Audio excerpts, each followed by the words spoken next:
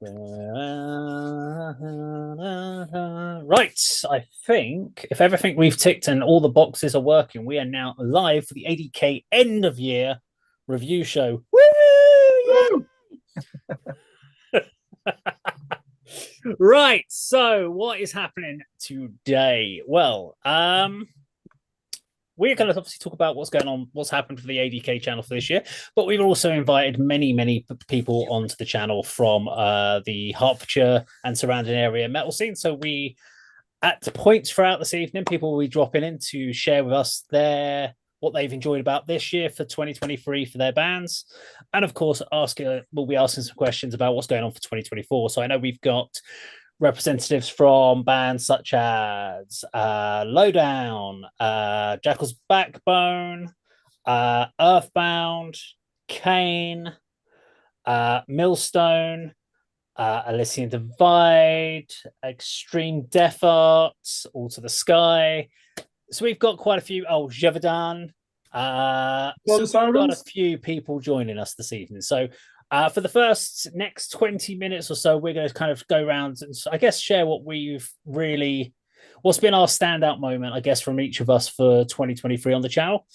Or what's the thing that you're most proudest of?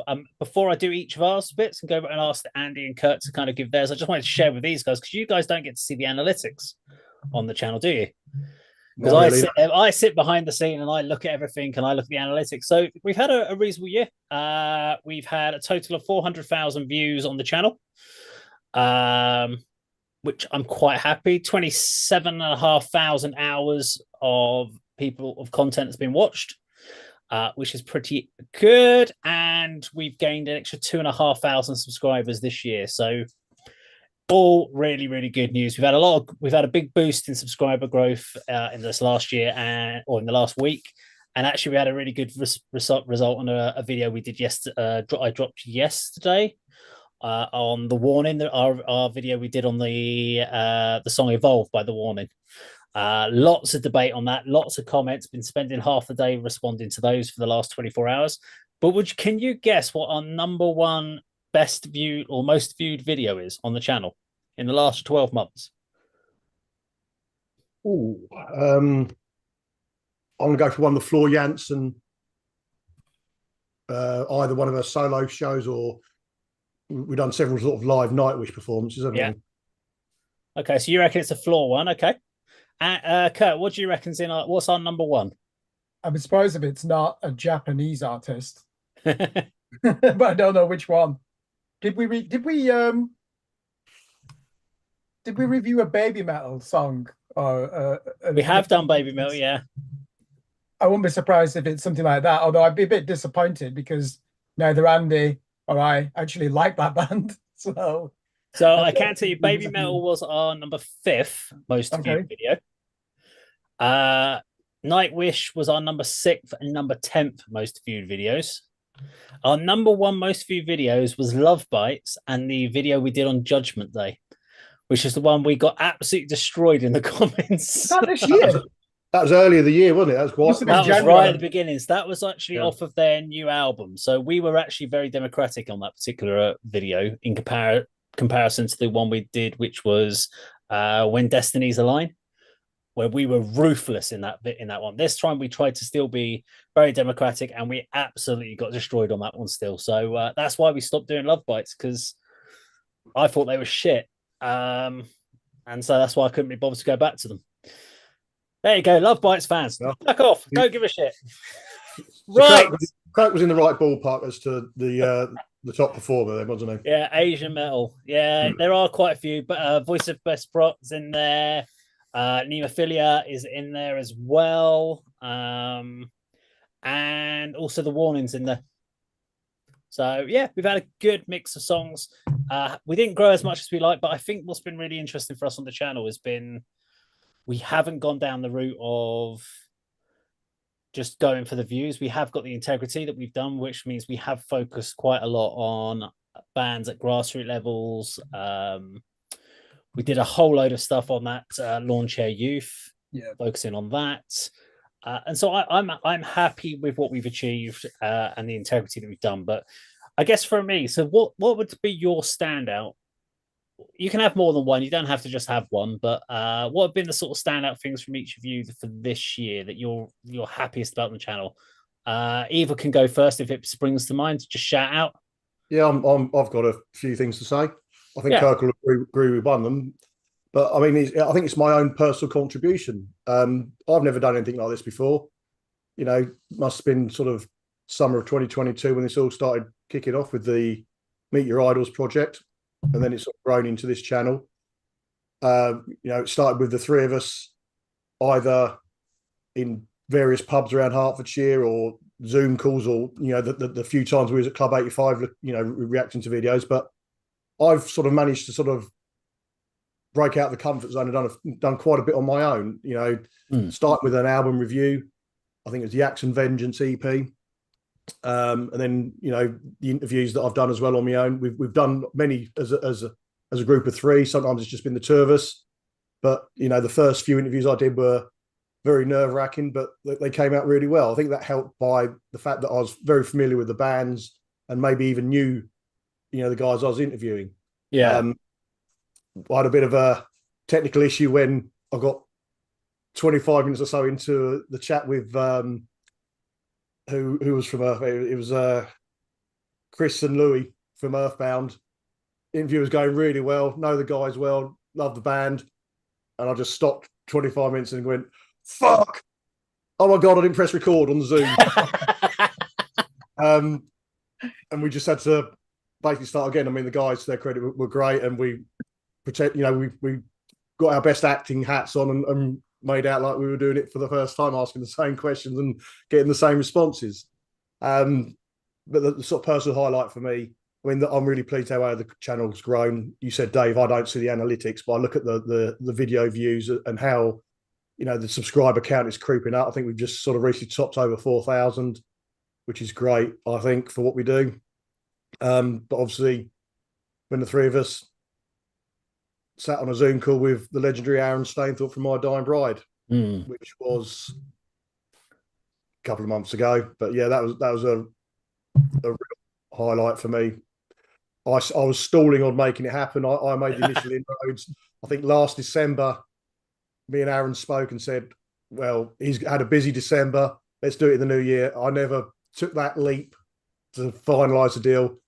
Then, you know, one day Dave said, right, Aaron Stainthorpe's booked for this day. And I thought, get in there. Cheers, mate. Thank you. But yeah, really like a dog with a bone, me. Yeah.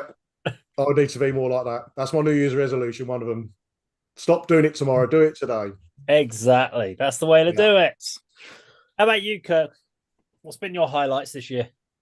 Yeah, for me, the channel has really taken off in terms of the quality of artists that we're interviewing.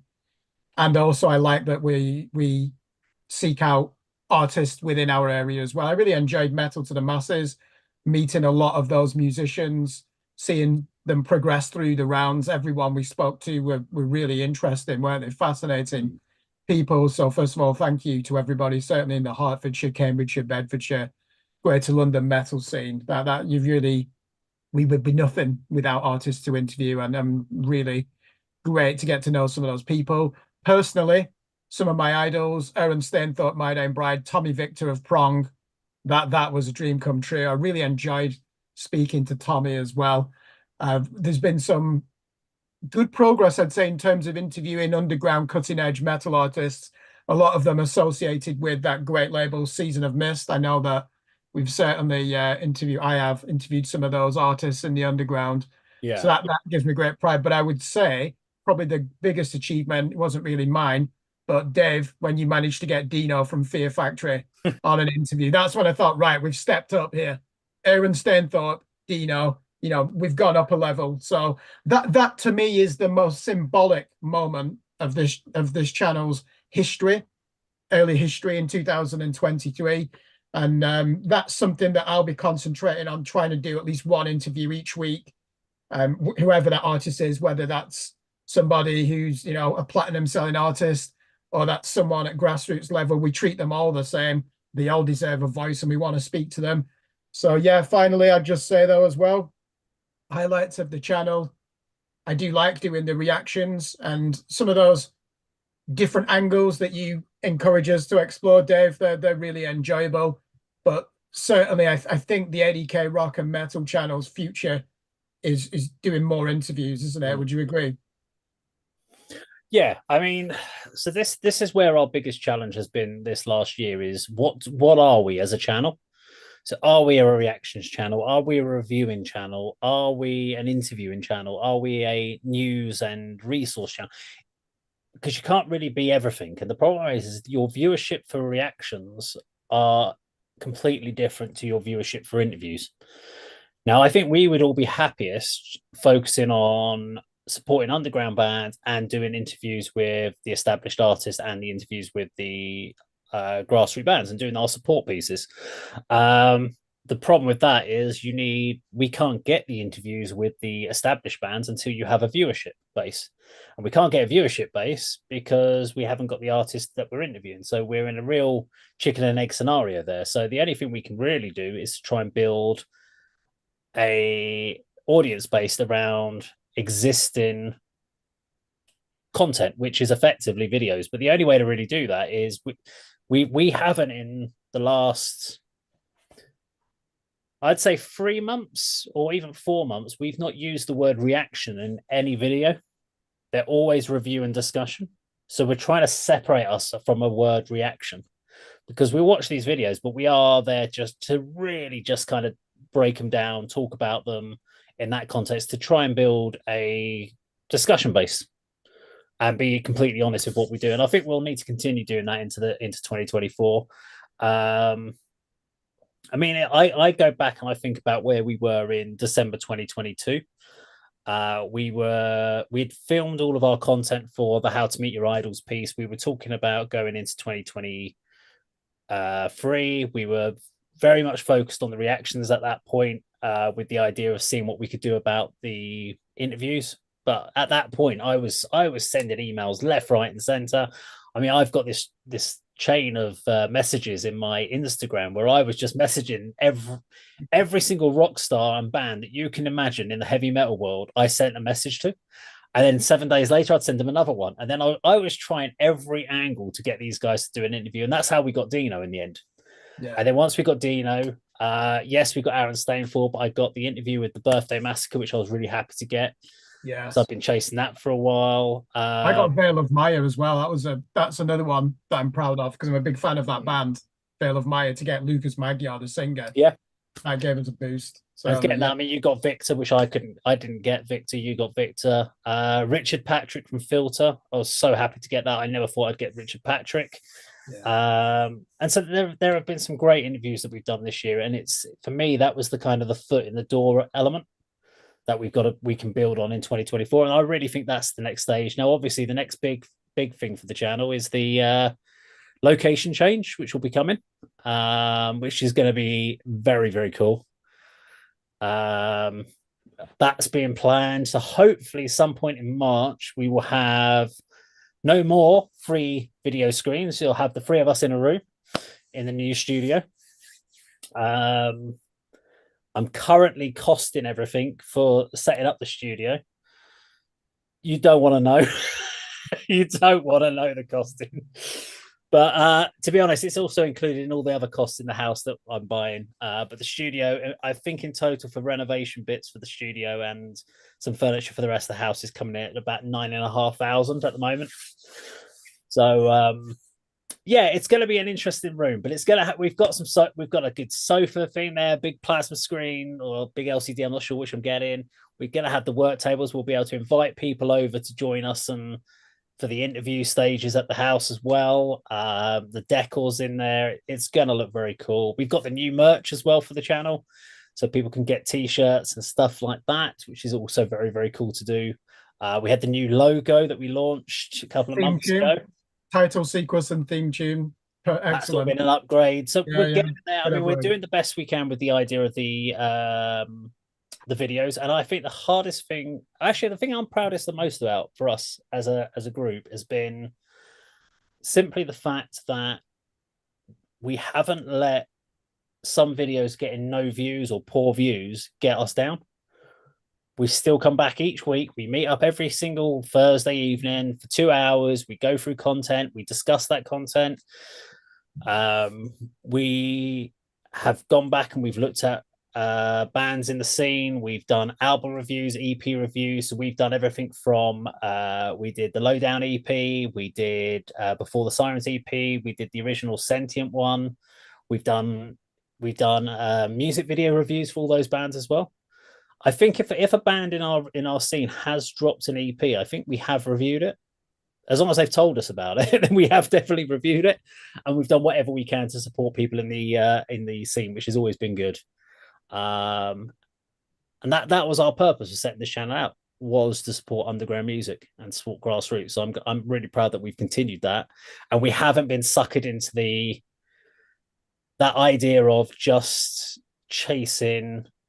Let's go and do 10 Nightwish videos, followed by a load of Japanese doing 20 baby metal videos, followed by another 20 Bandmade videos, and then saying that they're all amazing and brilliant because we love them, because we knew that would get us 20,000 views and we'd be flying high on it.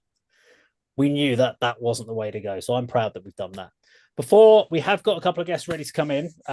So before I let Dave from Lowdown, who's going to be joining us, into the channel. I know, Kirk, you mentioned this about asking us if we had any favorite new releases of this year. Now, I haven't listened to a hell of a lot of new albums that have come out. In all honesty, I just haven't got around to it, unless we've done it as an album review. But is there, I guess from Andy, has there been anything that you've listened to brand new this year that's been like an absolute standout for you? Oh, I wish you'd have given us a sort of crib shit, some prep to do, some homework. No, see, Kirk mentioned it, but we just probably weren't paying attention to it.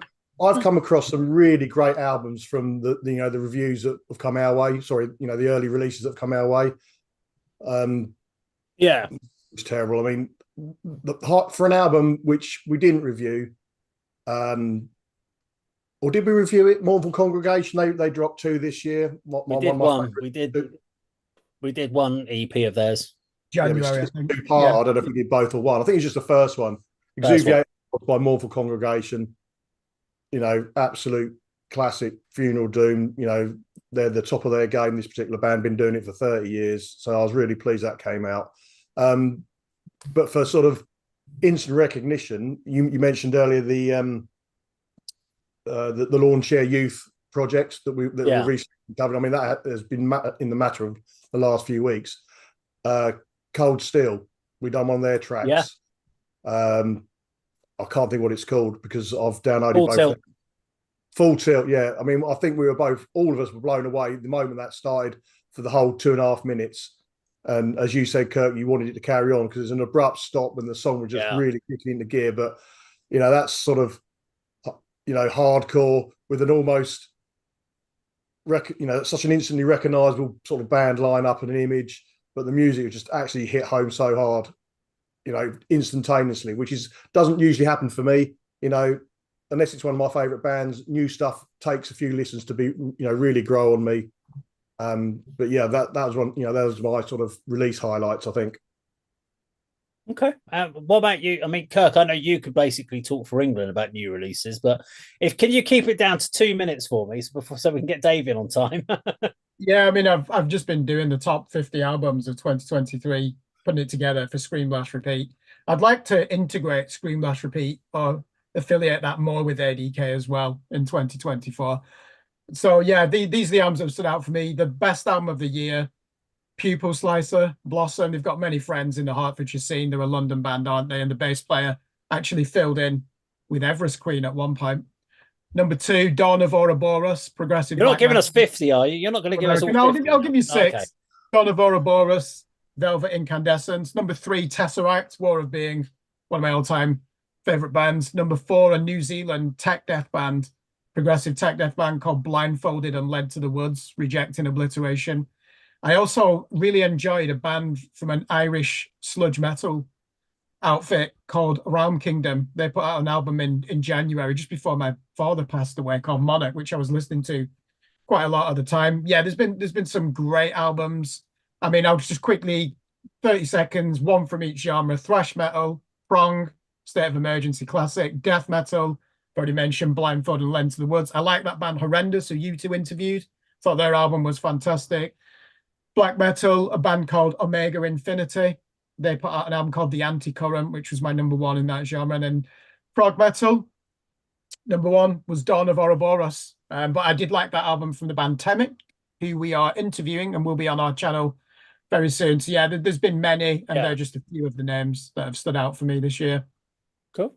I've literally only got 2 things that's kind of stood out. Well, there was a lot that stood out, but I didn't listen to that many albums. So of new releases that I heard this year that are actually still on my playlist. Before the Sirens EP. That hits. I listened to that quite a lot. I was actually chatting to Alan about. I was going, you really need to do an acoustic version of this song because it's so good and it would sound so great. And I was chatting to him about that. Which one, Dave? Which one do you think would get the acoustic treatment? Can you remember? I don't know if it was under Darkened Skies. I can't remember the exact one it was now. Okay. I messaged him while I was working because I could just.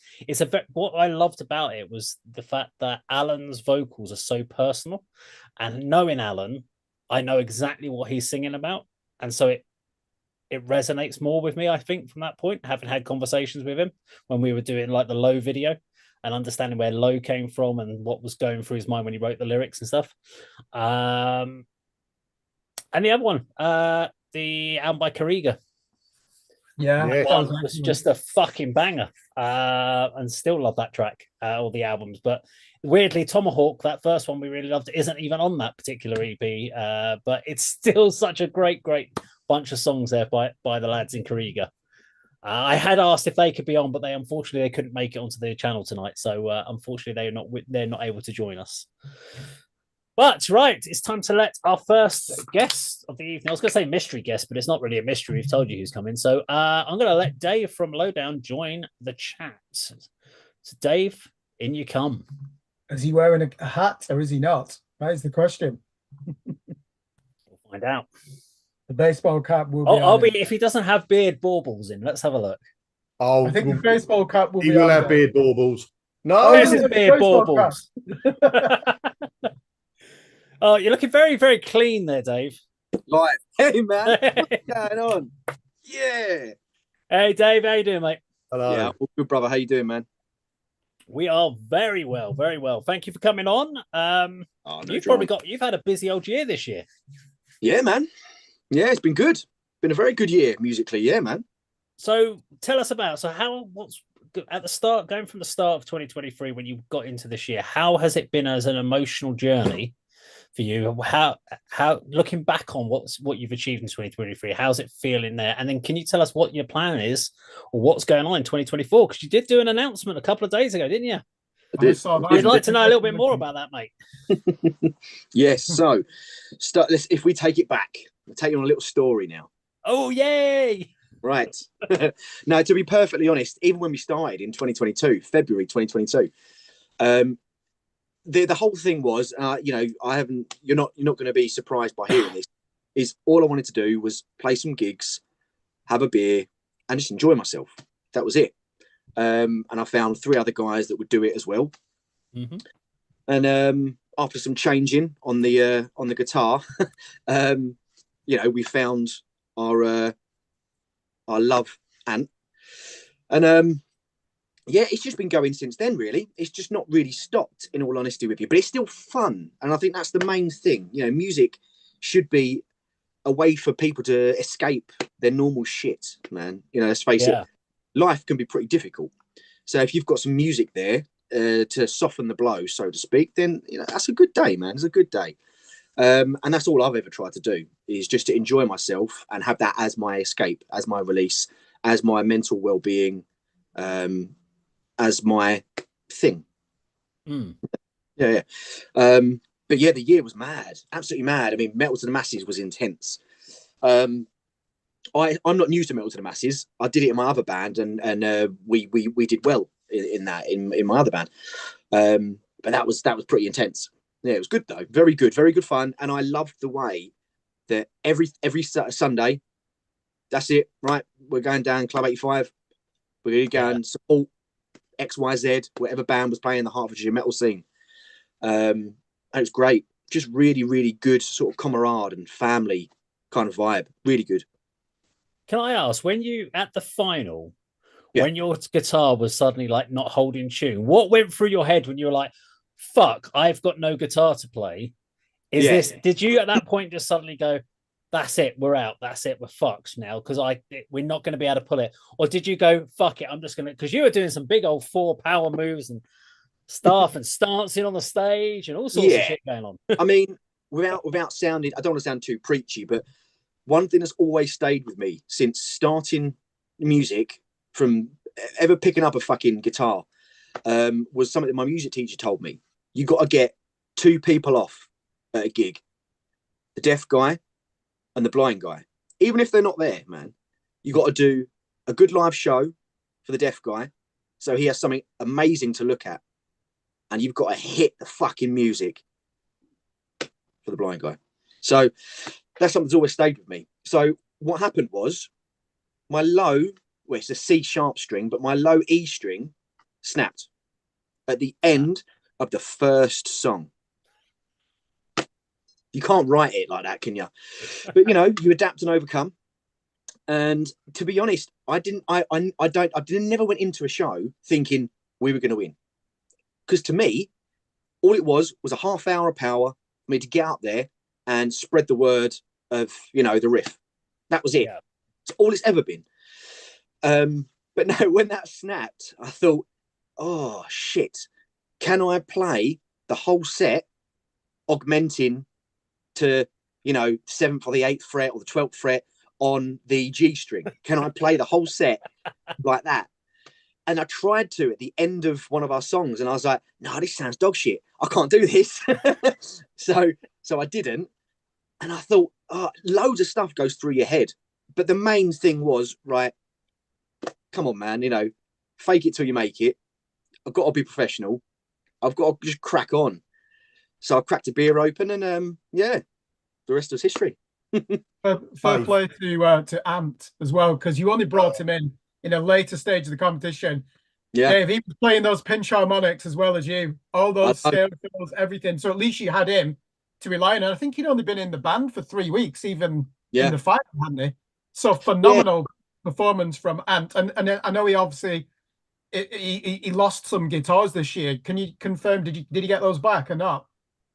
And oh yes, yeah, they did. Yeah, in the other band, In the Royal McCoys, yeah. So it was mainly his guitarist in the other band that I think was more trying to get everything back. But there was other stuff. But yeah, it wasn't Ant's guitar. Right. Yeah. But well done to Ant. That was he absolutely smashed it. Yeah, and I gave him a little reach around. He was fine. He was happy. So come on then, what's going on for 2024 with the band then? So technically, this would be a live exclusive to the internet, I suppose. Even though we put a little thing out, we haven't put any messages out or anything like that. We put a little post out. So we've actually It's the only reason we've invited you on is to find out about this. Yeah, you know that shit. You know where your bread's buttered, boy. Yeah. No, to be fair, actually, completely going off a side thing. Merry Christmas to all at the ADK. Thank you so much for sticking with us this year. Thank you for last year for helping us along. So, you know, I always try and encourage people to go over to, you know, ADK and show some love, because you know, you guys are doing an amazing thing. Not the first time I've said this, and it won't be the last. But I just think you guys are doing really good shit. So please carry on. I need to get some merch as well, but I'll talk to you about that later. Yeah. So we've signed a recording deal to do an album, and that's with Damage Records. And that is, we're going into the studio early next year, end of Jan, early Feb, to record the album.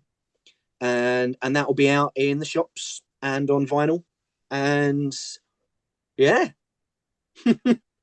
Congratulations. Thanks, dude. Thank you.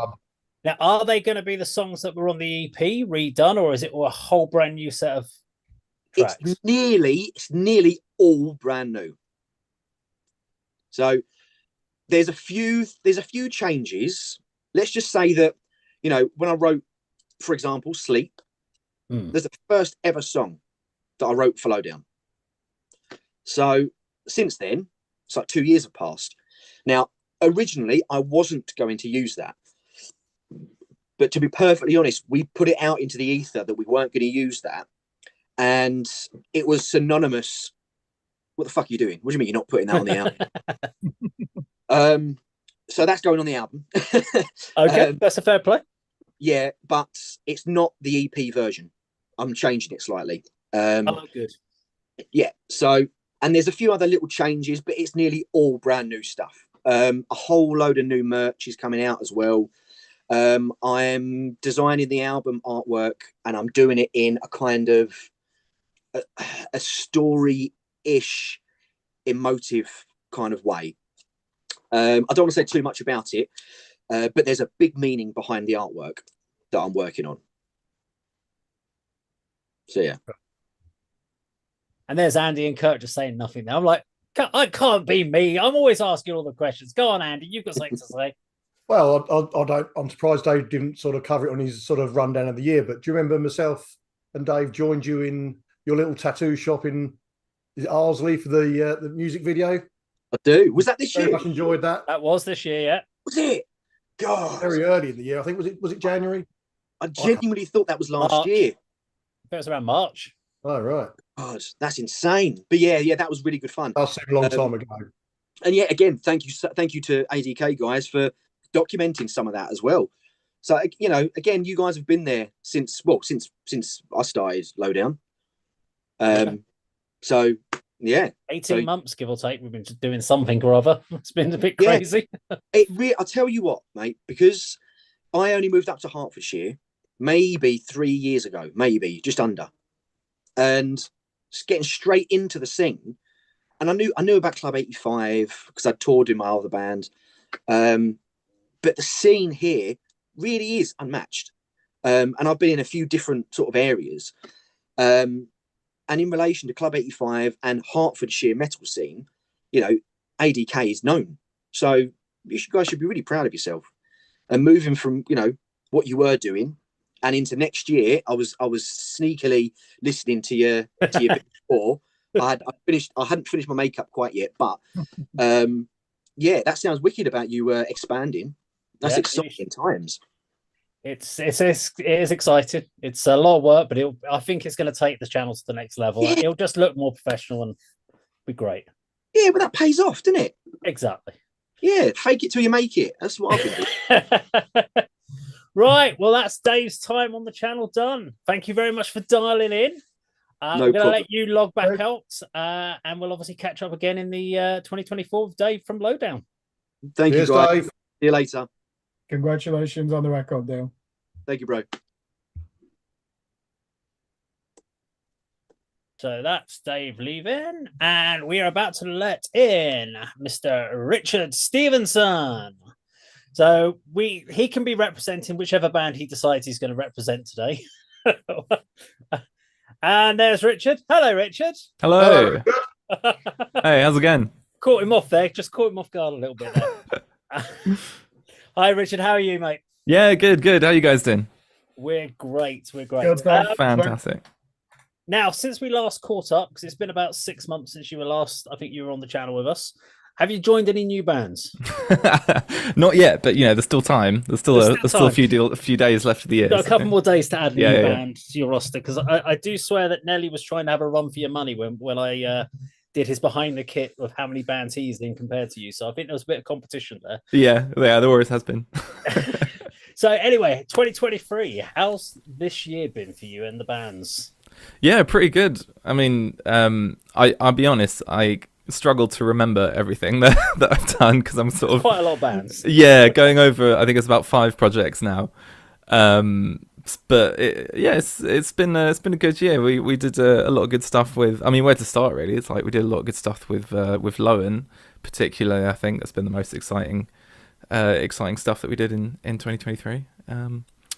But yeah, covering all of them, I'd be here all night. So, Richard, can I just ask? Do you know?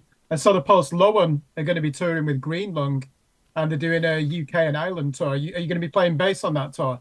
I am. Yeah, absolutely. Oh, that'll be fun. Yeah, I'm super excited for that. We're doing, I think it's four or five dates in Ireland and then one in the UK. So I'm really hyped for that. It's gonna be awesome. Richard, one thing I've noticed about following the bands you're involved in is Praetorian have been very productive on the road. They seem to be doing lots of shows, supporting some really big bands, sort of up and down the country. I mean, that must be a real plus for you, getting out and about with those boys, because they're doing really well, aren't they? Yeah, totally. Yeah, it's always great fun, going off to random places that I haven't been to before with Praetorian, and we always have a good time. So it's good, and Wilkie and Tom definitely kind of drive that and do a really good job. And yeah, it's been pretty good for Praetorian, pretty good. Yeah, we've got some. I don't think I can say too much at the moment, but we do have some stuff coming up next year, so that'll be good. What about Somber? You do anything with that this coming year? Yeah, I've got a new single coming out. I'm not sure when, but I've actually just finished it. So just a single for now. Hopefully sometime whenever it's done next year. Soon, hopefully. Yeah. Cheers. So I was curious with Dead Flesh, because 2022 there was a lot of activity, because obviously with the Metal to the Masses, must have been either end of 2022 to early 2023 you dropped the music video for Dead Flesh. Yes. And then you've done a couple of shows, but it's been very quiet on the Dead Flesh front. So what's been happening in the band? Has it been writing, recording, just focusing on other projects, or? Yeah, so we did a couple of shows here and there, sort of around. But yeah, we've sort of it's without getting too far into it. We've been working on getting our EP sorted and finalized and ready to release, which is it's taken longer than expected, basically. But again, I don't think I can say too much, but early next year is the time to be seeing more from Dead Flesh, I reckon. So how's that work as far as like planning for 2024 then? So if you're already thinking, so with all the bands that you've got, are you having to almost like spreadsheet out next year already as far as like gigs, and kind of go, right, well, that's going to be recording, and then we're going to do a bit of promoting of that album or that EP, and then we've got, so you might have with, what was it, Desert Fest or Doom, and what's going on with those sort of things with Lowen, and how's that in your head working for 2024 then? At the moment, it's actually quite chaotic. As long as it's all written down on my calendar, I can like basically figure it out, because I just have to refer to my calendar to see what I'm doing. But yeah, we've got a lot going on. We're I'm pretty sure it got announced, but we're recording the album with Lowen soon, next month.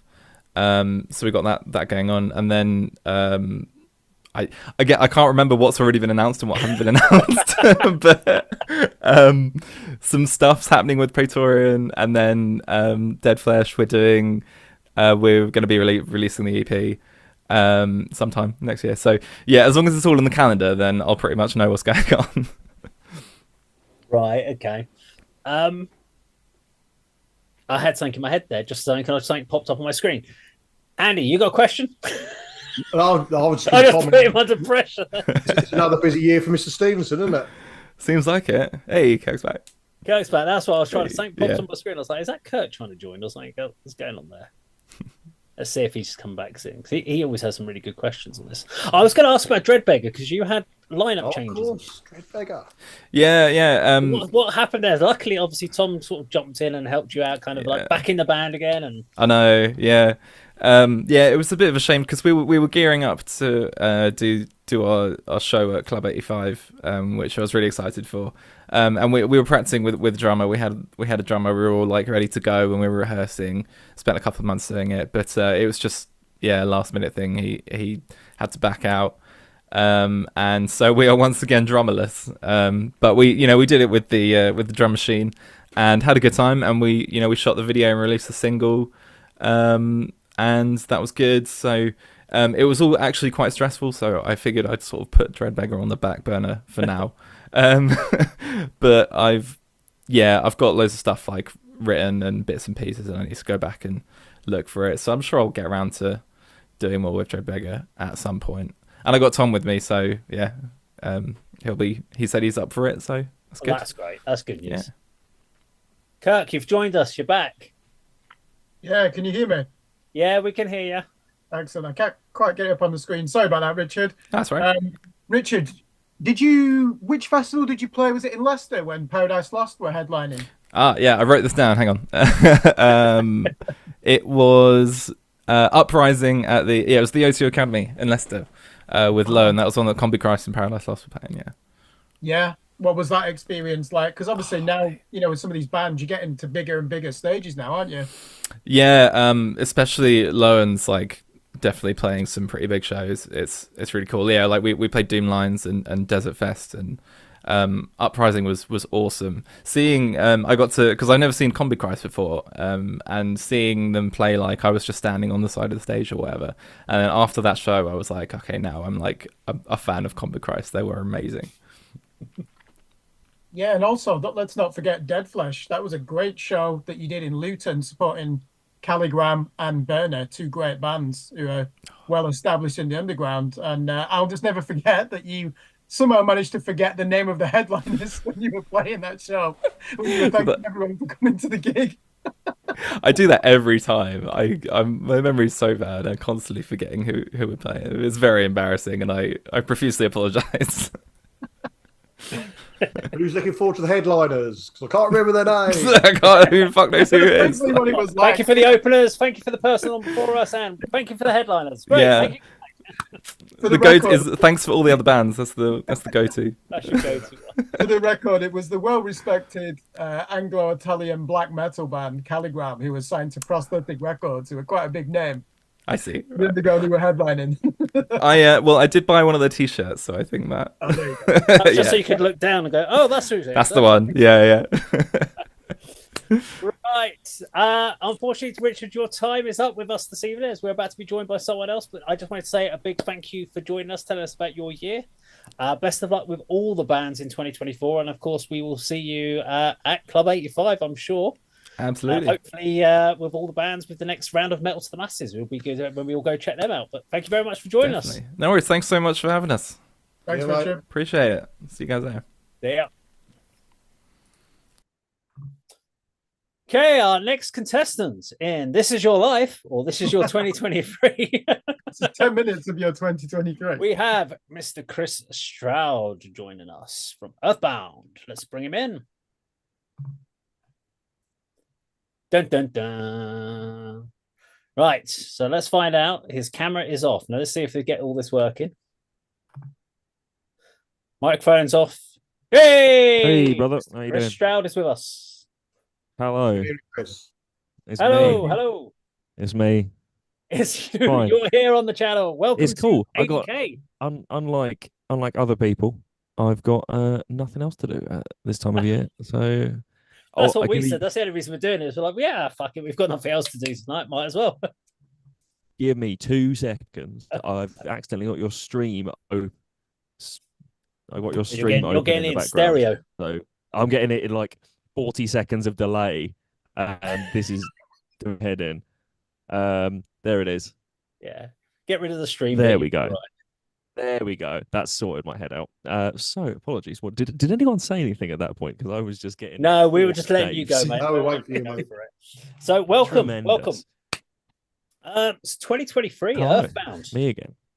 How's your year been? Yeah. So generally pretty quiet. It's been kind of off, but it feels a lot like the first year we've had back since COVID.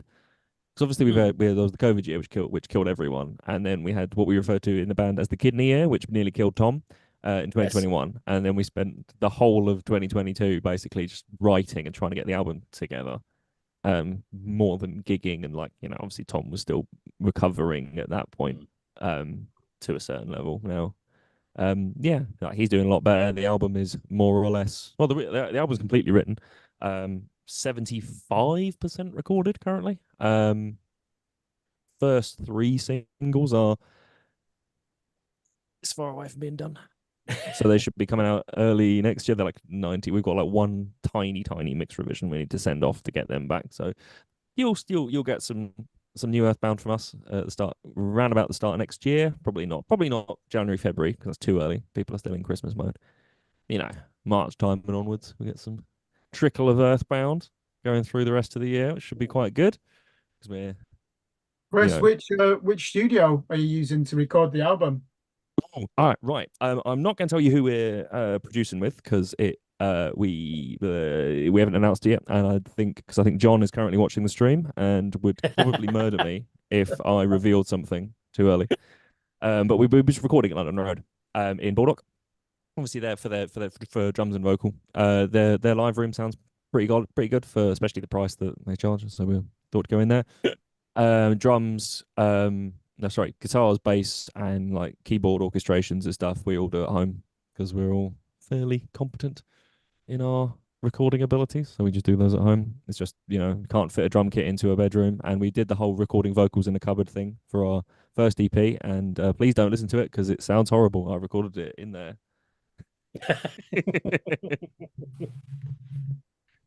You mentioned that, Chris, when I purchased the CD copy when I saw you at Grimfest. Well, I love that EP. It's got some great songs. And the songs are good. That's the thing. The songs are good. Quality recording. Don't put yourself down, boy. It's not. That was me having just bought an iMac in my second year of university, thinking, I think I can probably record some of this stuff. Spoiler alert: I could not record some of that stuff. Yeah, it was all positive stuff coming from that end, but yeah. Maybe some of that stuff will get recorded when we're big time. We can re-record it and have, do like 7-inch versions that we can sell for £1 million of re-recorded versions of old songs, like Metallica. Yes, do it. I mentioned Grimfest just then. Yeah, you boys were there very, very early. I mean, I got there before doors, and when the first, headlines were sound checking. I think you guys were there just coming out. Oh yeah, no, we were the second. You were encamped in the foyer for the majority of the day. What was your experience of that weekend? I think it was a good festival in St. Neots. Yeah, it was a good little festival. I think that's gonna be one if they continue in that facility and putting the work in, they can get in and get that kind of level of band in. That's going to grow really quite nicely. It just felt a bit weird because obviously it was the first year of a festival, and first year of festivals tend to be quite I won't say poorly attended, but like less known, so less people are going to be there. So we've got, but like the crowd was pretty. Actually, in fairness, the crowd that was there was really quite nice. I enjoyed everyone that was there. And there was that really. There's an interesting mix of bands that are on as well, because so we started out the day with Extreme Death Art, local people that are on. Hilariously, when we arrived and spoke to Extreme Death Art, JP did not recognize me, or any of the band, despite the fact that we played with Elysian Divide on like 4 different occasions, which was quite funny. We'll have to ask him about that. No, honestly, yeah. I put my hand out. I was like, "All right, JP," and he looks at me and goes, "Do I know you?" I'm like, James recognised us though, which was nice. But yeah, but then there were other 3 bands that came on were kind of like kind of electro trap, electro rock kind of stuff. Pretty interesting if you're into that kind of thing. I can imagine if you're not into it, you'll be a bit like, what on earth am I watching? I'm going to go get a beer. But yeah, if you're into that kind of thing, they were quite good. They're really nice people as well. Those lot. Yeah. Yeah. Followed by some hardcore. Yes, because obviously Own Your Life and Vendetta played as well, didn't they? Yeah, I think we were warming up during. I think it was Own Your Life were on just before us. Yeah. Warming up during that. They sounded nice. But that's one thing. That little this Neots, was it the Priory Centre? Is that what they call it? Yeah, good venue.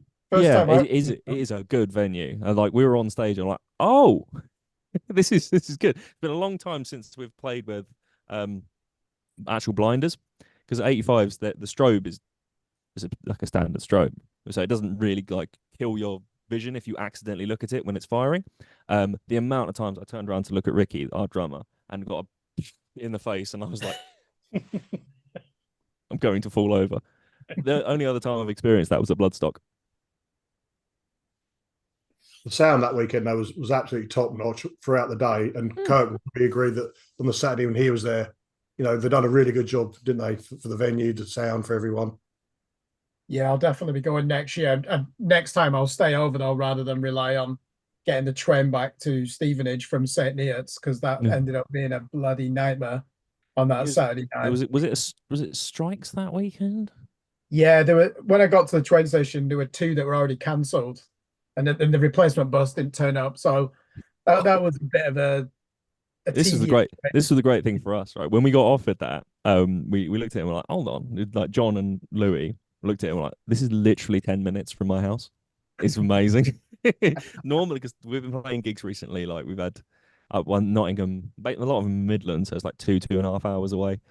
We have some bit further north, so like 3 hours, and yeah, so it's a novelty to have one that's that close by that isn't Club 85, because otherwise it's basically just Club 85, really. That we get. Chris, one thing I like to ask people, what are your albums of the year? Any right. out for you? So we've actually put together the Earthbound albums of the year this year. So my pick was the Dying Wish album, Symptoms of Survival, because I fucking loved. Hold on, I'll bring it up in the chat so I can actually. Good album. The female vocalist, isn't it? So fucking good. They're so good. Yeah. Ricky's, our drummer, was the Green Lung album. Yeah. Tom's was the Blood Command album, World Domination, not World Dominion. Louis was Vila Varlo's solo album that he put out this year. And then John's was the Anchoret album. What does that say? It all began with loneliness. I've not listened to that, but John tends to like kind of spacey prog, so it's probably quite good. Yeah, that Green Lung album's getting a lot of love, isn't it, this year? It is. We found out hilariously that Green Lung's drummer, I think it was their drummer, does the same yoga class as our drummer's dad. He was just talking about it. He was talking about, like, as in Ricky's dad was talking about, oh, my son's in a band when he was at his yoga class, and it turns out the guy was like, oh yeah, I'm in a band. We're called Green Lung. So that's apparently a thing. But if you're talking about actual bands that are kind of on the small end of things that probably deserve shouting out, Fellowship put out an EP like 2 weeks ago. It's like a Christmassy power metal EP, which is quality.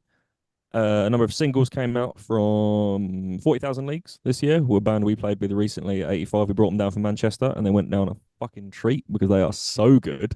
We had a point where we were warming up. We were like, lads, we made a mistake. We booked a band that are too good to go on before us.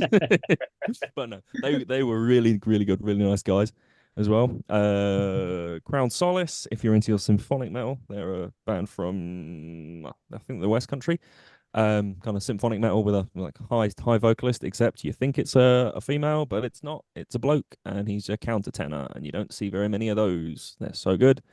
War Shepherd from Plymouth, melodic death metal, quality people. I spoke to them at Warhorns Festival this year. Great set, great bunch of people. Want to gig with them next year, but Plymouth is in the middle of fucking nowhere and is about 4.5 hours away. So we'll see. Gevaudan's album came out. That was really good. If you want to listen to one song for 45 minutes, as we all do. And he does, yeah. Umbra. No, it's so good.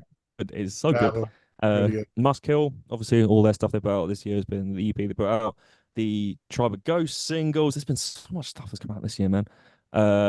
Acadian, there was a load of good stuff out. And towards the end of the year, we had Rise, who were fucking quality. And if I'm gonna say it, they were robbed at Melton. That's if I'm completely honest. The only thing that went wrong in their set is they accidentally put their click out to the front of house for the 2 bars of one of the songs. Only thing that went wrong.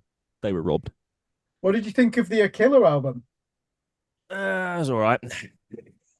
There you go. It's all right. I'm going to cut Kirk off here because he could talk for England now about albums. He's brought up Aquila because they were robbed. So can I. If you want to fill content, if you ever want to fill like 5.5 hours of content, just put me and Kirk in a room and tell us to talk shite. Talk about the latest albums that have come out. Yes, that's Kirk. We have to cut him off. Otherwise, all of those like a crackhead. We have to cut him off. Otherwise, he'll be all night. Unfortunately, Chris, our time together today is unfortunately at an end. Right, as our next guest is due to join us. So just a big thank you for joining us this evening. And of course, we'll wait for the new album from Earthbound next year. Yeah, it's coming out some point next year. Bye-bye. Thank you very much. Thanks, Chris.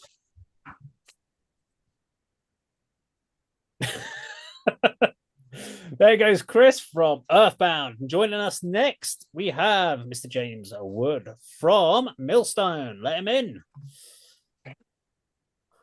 It does feel like a This Is Your Life moment tonight. Come on down. Eh? Forms live. It's James from Millstone. Hello, there we go. I can Hello, finally hear hello, you. hello. How are you? Not too bad. How are you guys? Good, good. Very well, very well. I usually kick this one off. So, really, 2023 Millstone. How's your year been going? Or gone? Not much of it left. Yeah, pretty much done now. As soon as I'm in Scotland for holidays, it won't be any more band stuff till 2024. So yeah, and no, it's been really good. We've had a fantastic time, the four of us over the last year. It's been quiet in points because people are so busy. Normally I'd blame the others, but a lot of that's down to me being away with work and stuff a lot of the time. But when we have had the chance to get together, it's been great. We've had some fantastic gigs, a great time in the studio back in January. It's just been another really good year with some good guys. Andy? I just want to say thanks for a great show a couple of weeks ago at a new venue for me, and I think for the local rock and metal scene, the Lounge in St Ives, where you performed with one of our favourite bands, Own Your Life. I was a little surprised when I turned up. It looked like a wine bar, but there's a stage and equipment set up near the door. So you got the obligatory punters walking in, glancing over, thinking, what's this? And then heading to the bar across the sort of main bulk of the audience. But yeah, that was a really good show. Again, the sound was great that night, I thought, and your set was fantastic. Really enjoyed it. Thank you very much. I think you're not the only one that had those thoughts. Turn up and going, I'm not entirely sure what this is going to be like. Yeah. I think up until the first downbeat of the first song of Own Your Life set, I think all of us were wondering, is this going to be awful? But then, yeah, it turned out to be a really good night. I think everyone had a fantastic time, us included. Yeah, can we expect possibly an EP or an album next year, James? I would love to say yes. It's one of the things we're a little bit disappointed with this year. We'd always intended to follow up on Path to the Grave, which obviously came out back in January, with some stuff this year. I think I said something to that effect on something else a little while ago. So I've been proven a liar again. But again, with us being so busy. But no, we are very much intending on getting back in the studio to at least get a few more tracks out across 2024, hopefully early doors in 2024, once everyone's worked off the mince pies. We've had a few practices to get things back in order and get ourselves in as soon as we can, which would be great. Can I? Okay. Yeah. What goes us? What kind of vocal gymnastics are you having to do to keep your voice at such a high level of technical prowess? What do you think you'll need to do in 2024? I think continuing what I've been doing this year is just having weekly breakdowns over not understanding how the human voice works. It's infuriating. The way I had it described once by a teacher, which has stuck with me forever, is that it's the only instrument that you can't see what you're doing wrong. You can look at your hands. If you're playing the drums, you can look at your hands, you can look at your equipment, but all of it's stuck in here somewhere. And what works one day doesn't work the next day. But constant practice is the biggest thing for me. I've recently moved, so I'm no longer in a flat. I'm in a house which is semi-detached. I'm a little bit less concerned about the neighbours thinking, what the fuck is going on over there? Because vocal practice is not the most pleasant sounding thing normally. There's a lot of extremely strange noises for a period of several hours. But yeah, just continued practice has been the biggest thing that's helped me over the last couple of years. Because was there any particular exercises that you have to? Because it was actually Kirk and me were actually going to ask exactly the same question.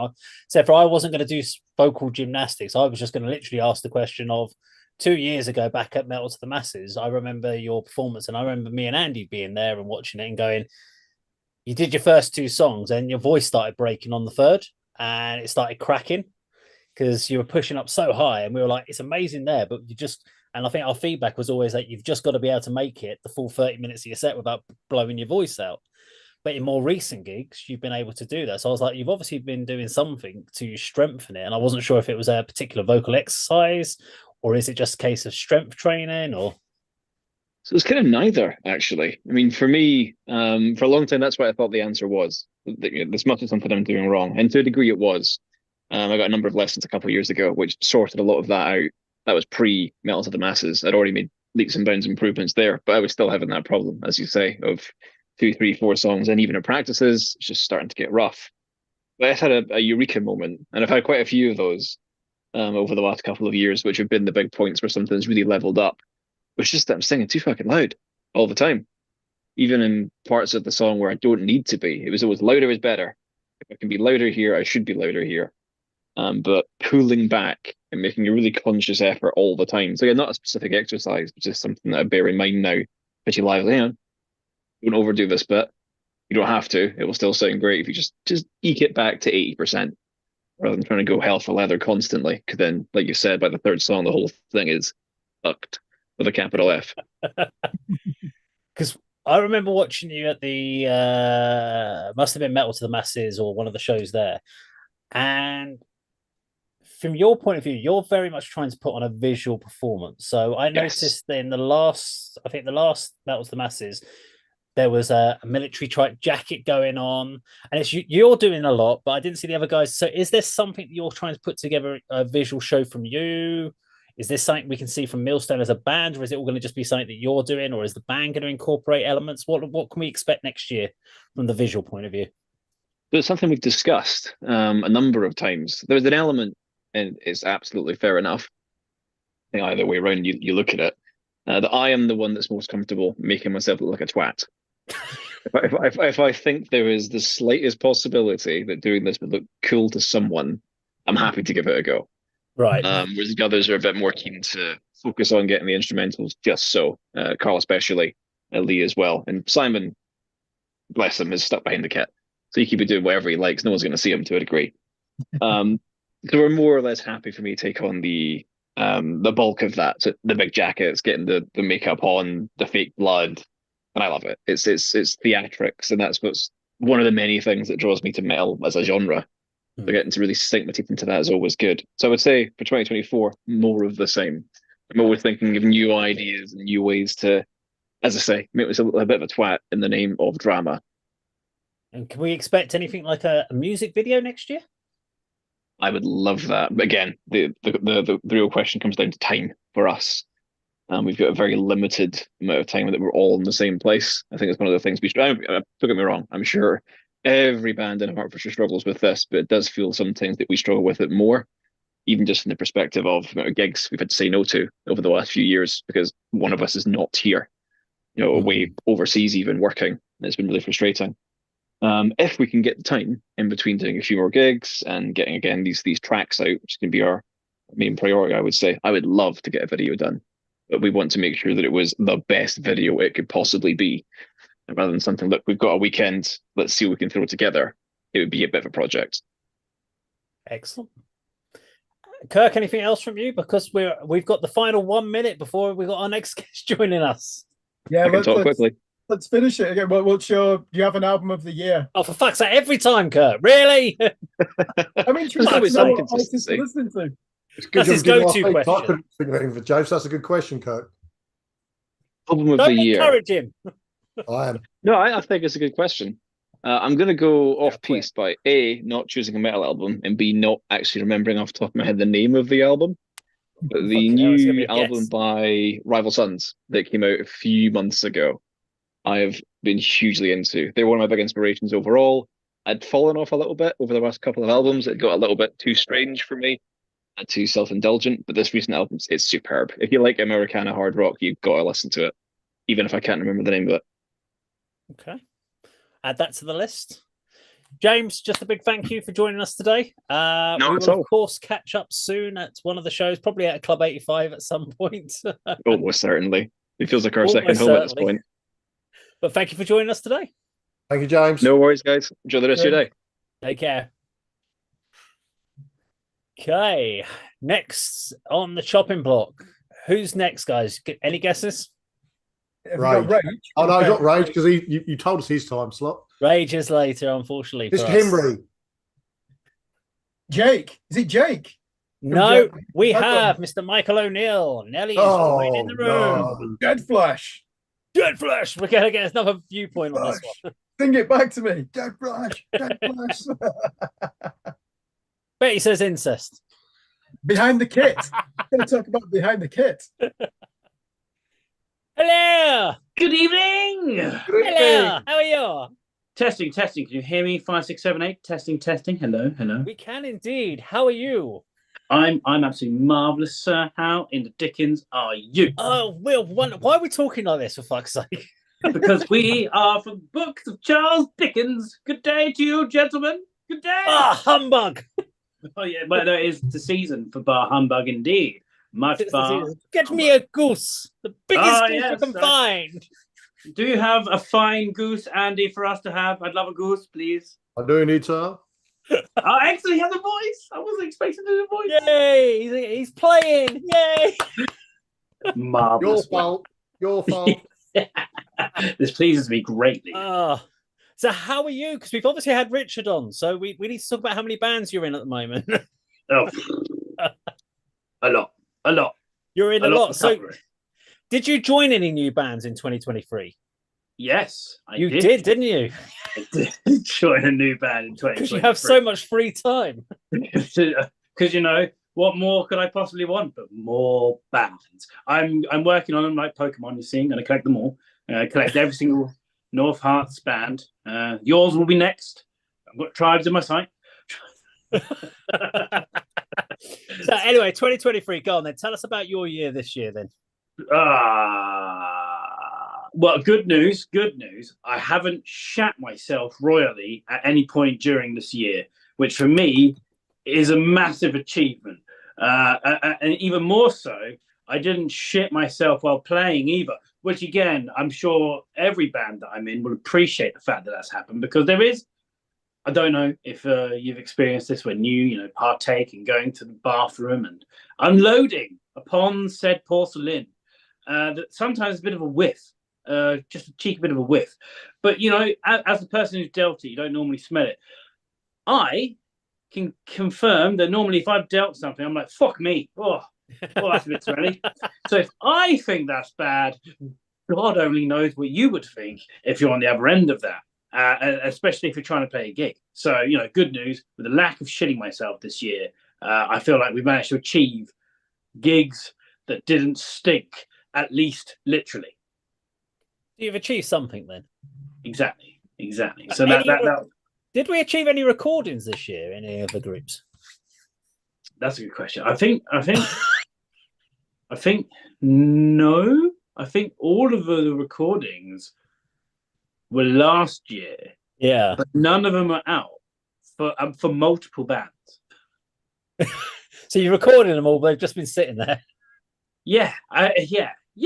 Basically, yeah. They all have different narratives as to the reason why they're still not out. Right. But at the end of the day, they're all just sitting there. And I think it's now reached a point where all of them have passed the 12 months of when we got the original or the final mix back. Kirk, any questions? Go on. You've got to have questions on that. Come on. No, I was going to say, who's the latest band in North Hertfordshire that you've joined then? Hellgrind. Oh, that's it. Right. Okay. Yes. Did you not know that, Kirk? Somehow forgot about it. Oh, that's not good, Kirk. Because I'm talking about that. We're going to have to revoke your status. No, after the Dead Flesh gig in Luton, when you were sporting Burner and Telegram, weren't we talking about the vacancy? We were. So funnily enough, has Kurt told you about how he saved me? What, from like bad decision? Okay. Or? So then this is a story from this year. So you got 5 minutes to tell it. so let's go into this and my own stupidity. So I'm playing a gig with Dead Flesh in Luton, I think back in July, something like that, around that time, wasn't it? Yeah. So the lovely people of Castle Live, they put us on down at the castle. They're absolutely marvellous people, lovely little gig. So we go down there, we go put it on, play a show, marvellous stuff. They've obviously got rid of the car park I used to park there. So it used to be nearby. There was like that gravelly car park. Obviously that's gone now, so I had to find a new car park.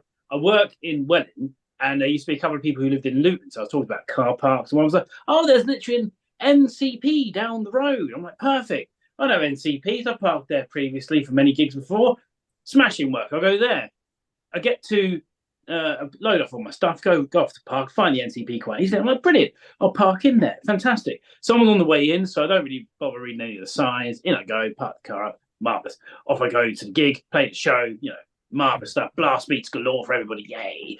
And then I get to about 10 o'clock-ish time. I think, you know what, I should probably start putting my stuff in the car now. So let's go get the car, put the stuff in the car, and then that will then, be ready for when I wish to leave. So I go to go get my car, and on my way there, I realised that the very open areas of the car park that you would use, or that I did use to drive in, were now very closed with shutters. So I'm thinking, okay, well, maybe they've got this overnight kind of thing that maybe I just need a code. I go up to the door, clearly the walking door be open. King, king, king, king. Oh, that's not very open. Okay, that's fine. Just kick the shutter. Maybe that will just jump around in front of it. Movement. That doesn't move either. I finally decide to read the sign, which tells me it is open from 6 in.the morning until 10 in.the evening. And I'm like, the time is 10:10, and I am not getting my car. I have a band practice the next day with Elysian Divide and Dead Flesh and Stevenage, and I also now don't have a car to not only get my stuff into, but I don't know where to get it, how to get it out of the castle at the moment. So I'm a bit like, right, I need my gear, but I don't know where to put it. Thankfully, I was giving Grandad, who is one of the guitarists in Dead Flesh, a lift to Luton, which means he now no longer had a ride home. So he called his mum, classic. But mum saved the day because she then drove over, and then she was very kind. She took my gear, so that meant at least it was in Stevenage. They live in Stevenage, so I was like, okay, why don't I finally get my car? I can go to their house first, get my stuff, and then go to band practice. Right. Easy. So that at least solved that problem. So as they drive off, it's now 11:30 at night, and I stand there and I go, fuck, what do I do? And then at that point, Kirk has a cunning idea of going, I've got a room at the Premier Inn. I'm like, brilliant, excellent. I could go get one. So I go down to the Premier Inn, I walk in, I'm like, hello, I'd like a room. They're like, we're sold out. I just go, this is Luton, isn't it? But yes, all the rooms are got. No. This is Luton. You definitely have a room. No, we don't have a room. I guarantee they had a room. They just could not be asked to let me have a room. So I was like, damn it. Okay, fine. So I skulked back, and thankfully, castle was going on for hours and hours and hours. So I just started drinking at that point. I was like, well, if I'm going to stay on the streets, I might as well be drunk. And at that point, Kirk is drunk enough to go, shall we try and sneak you into my room? I go, that's a solid idea. That's a solid idea. So then we just both confident. So at the same time we get back to the Premier Inn, somebody else is trying to sneak in at the same time, really badly. And it's like really obvious they're trying to sneak in. So everyone's watching them. But we're like, oh shit. So we just confidently walk toward the lift. He confidently gets his card out and beeps it to open the door. And we both confidently get in the lift, bid the guy a good day, and up we go. I'm just like, we fucking done it, mate. We fucking done it. We're in. It's done. We're fucking in. I'm snuck in. Onto the sofa I go. And then, we just basically stayed up. I think rather than sleeping, which is what I probably should have done, we then talked for another 2 hours, which was perfect because whilst talking, Kirk is clearly fucked. I did not notice though. You're very good at being pissed and also seeming very coherent and able and together, because he just lies back, still talking, and then while I'm replying to the question he asked me, he starts going. I'm like, okay, well, he's gone then. Either has to drink or I'm really fucking boring. But at least he let you finish your answer. Normally, he starts another question before you can get an answer back to him. So what do you think about this? Well, Kirk, and what do you think? Well, gee, let me finish answering you first. Come on. No, he was definitely letting me. We even listened back to an interview he did with Burner, I think it was. Yes. Yeah, so we listened back to the Burner interview, which was it was quite good. But I know I thoroughly enjoyed it. It was a good night, and thanks to Kirk, I actually got to sleep a little bit rather than stay on the streets in Luton staying awake. Because Luton. Need I say more? Luton, yeah. So come on then, tell us about 2024. Then we should really talk about what's going on for the plans, because obviously you've got a lot of bands sort of ideas going on with Hellgrind and Elysian and Altar and Dead Flesh and whoever else you're in now. I don't know. I've lost track now. And of course your YouTubey thing that you're doing, talking Dirty Mike and the boys. Dirty Mike talking bollocks. You should join us more often. There you go. So you've got what's planned for the future then? Please, when this comes out, please link me to this, because I'm then going to link this to the guys in Dirty Mike and just be like, we have a new talk show. It's going to be called Dirty Mike Talking Bollocks, and it's all because of this. I haven't yet got a premise for it, but I'm going to make one. You can make it work. I will find one for it. But yeah, so I think this year's plan, based on what we've done last year in multiple bands, was to release the music. Obviously, hurdles were found. So I would like to assume that at least one of the bands may release some of the songs, if not all of the songs, currently put out. If all three of them do, or four of them do, it could be four, then I will be over the moon. But at the moment, I would settle for one of them. So we'll see what happens. My main goal is finding one of the bands to put something out that we recorded 12 months ago. That'd be nice. Can I ask questions for next year? If we can do it before next Christmas, I will be so happy. I've got a question for Michael. Oh, you go. Hello. Hello. Hello. Can you cast your mind back to the summer? Haddon Beer Festival, All to the Sky. Yes. It was, I think it was a Friday evening, August, July. Should have been an absolute scorcher. Should have been an absolutely fantastic event. Beer Festival in North Cambridgeshire. Very well put on. Lots going on. But unfortunately, you performed to myself, my girlfriend Leslie, and your mum and my dad. Parents. How did that feel? How disappointing was that? And you had a long set as well. Did you have about an hour set? We had about an hour set, and then it absolutely chucked it down with rain. And for the summertime, went down to like 10 degrees. I turned up in just a t-shirt. I was bloody freezing. I was like, what is this? How is it the summertime is so cold? We'd worked most of the year getting some of the covers down that we put into it. We didn't have enough original stuff, so like covers. Let's do some covers. Although there was a banging cover that we now do. Tina Turner's Proud Mary. That's the one, because Hells absolutely nails it vocally. And there's also something Gary seems to do with the guitar that just, it somehow made the song, even though it's a cover, very much sound like our version of it. So even though the gig itself may not have been like the greatest of all time, off the back of that, having that cover in the bag, I quite like that. But also there was some banging burgers and banging hot dogs at that very place. So I'd definitely go back to having them again. That was a great place to play. But it wasn't I don't blame people for not coming out, because I wouldn't have gone out that day either. Yeah. I think but my parents got to see me live, and my mum said I was great. Do you know what? There's just we had that video we did right at the beginning of the year, January, February, when we were at Club 85, when we were talking about this festivals and the amount of them, and how many festivals are dropping because they can't get pre-sales because there's just too many of them. And we talked about Grimfest because obviously it was their first year for Grimfest, and next year should be better because hopefully you'll get more pre-sales. Because it was a new festival, you won't get that. And I think that's one of the things we saw. So many of the gigs you went to, Andy, where you filmed for that on behalf of the channel and picked up, the attendance levels are way below what you would expect for the amount of quality of the bands. Absolutely, yeah. And also seeing this issue of bands thinking that the best idea then is to put 20 bands on and charge a $5 for it. And then they go, well, that didn't work. I'm like, well, stop charging a $5. Just put value your music, guys. Do something better. Or sometimes you get the opposite of that, where that does work. And as a band, having done a couple of them with Outright, we'd always be like, oh man, because you know that normally later in the night, that means you're going to get loads of people there. So we'd be on one of these longer day ones, and they'd be like, we're going to put you on at 5 in the afternoon, and we'll go, oh man, like no one's going to be there. It's basically going from 2 in the afternoon, and we're halfway. If anything, but you kind of look at it as a band, you go, well, I mean, it'd be good to at least get to know the promoter. Maybe that can open up some doors for different years. But that's kind of how you start looking at it.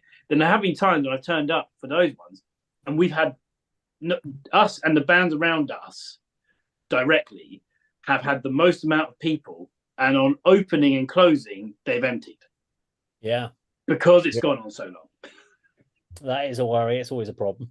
So you end up thinking that you're in the bad slot because you base it on what you're like doing, but actually it turns out the headline band had less people than you did because people just were tired by the point that they got further on. That stamina just couldn't keep up with anymore. Unlike Andy, who can like do 8 hours. I totally agree. And in all day, the early evening bands, 5, 6, 7 are going to be well attended, and people are going to slope off home, as you say, call it a day because they actually can't take any more metal or they're fatigued. So it's a tough one to sort of schedule, really. It's also one of those things, I suppose, when you're in a smaller festivals where it's mainly unsigned bands, it's really hard to call the headliners because you're not a headliner, you're a last band to play. Unfortunately, because no one brings a crowd because everyone's unsigned. You don't really have a band that's got an audience base that's going to come out to see you. So really, your best bet is always middle of the bill, because then at least you've got the people that came for the earlies, the people that are coming in later for the later bands, but at least you get it. But first on, last on, you don't really want to be, unfortunately. And it's weird how Bullstock doesn't suffer from that, because that just seems to stay well attended from the beginning through to the end, and that can go for God knows how long. And it's the same with another one in the Midlands called Beer Mageddon, although they all will stay there. But that will stay well attended from the first band on to the last band, even on a Sunday. I think that's because it's established as an event in its own right. Yeah. And if you get to that point, that's when I think everything changes. Where if you go, I'm going to Bullstock or Beer Mageddon, you don't really care about the band. You're going to the event. Yeah, exactly. And then you just see the bands that are on. And if you're not watching one of the bands, you're just out there grabbing some food or having something to drink. You're just hanging out with friends and stuff like that. But Nelly, it's time for you to go, I'm afraid, mate. Got to kick you off the channel. I've been booted already. I was going to say I didn't swear, but I think the first thing I did when I came in, I swore. So yeah, I understand. Yeah, I'm sorry, Chief. You got to go. Got to fuck off, Fuck mate. you guys. I'm going home. Oh, actually, I'm already home. See you later. Thanks for coming on, mate. Have a good one, man. Enjoy yourself. Ciao, ciao. I'm back again. Yeah, there we You go. didn't say incest or tickly balls. No, he kept it relatively controlled. Right. I was processing about achievement of 2023, not shitting yourself on stage. New one, isn't it? Would you expect anything else from him? Have we got Jake next? I think we've got Jake, haven't we? Jake should have been here 10 minutes ago. So Jake, unfortunately, was a no-show. He's probably like me, having problems connecting.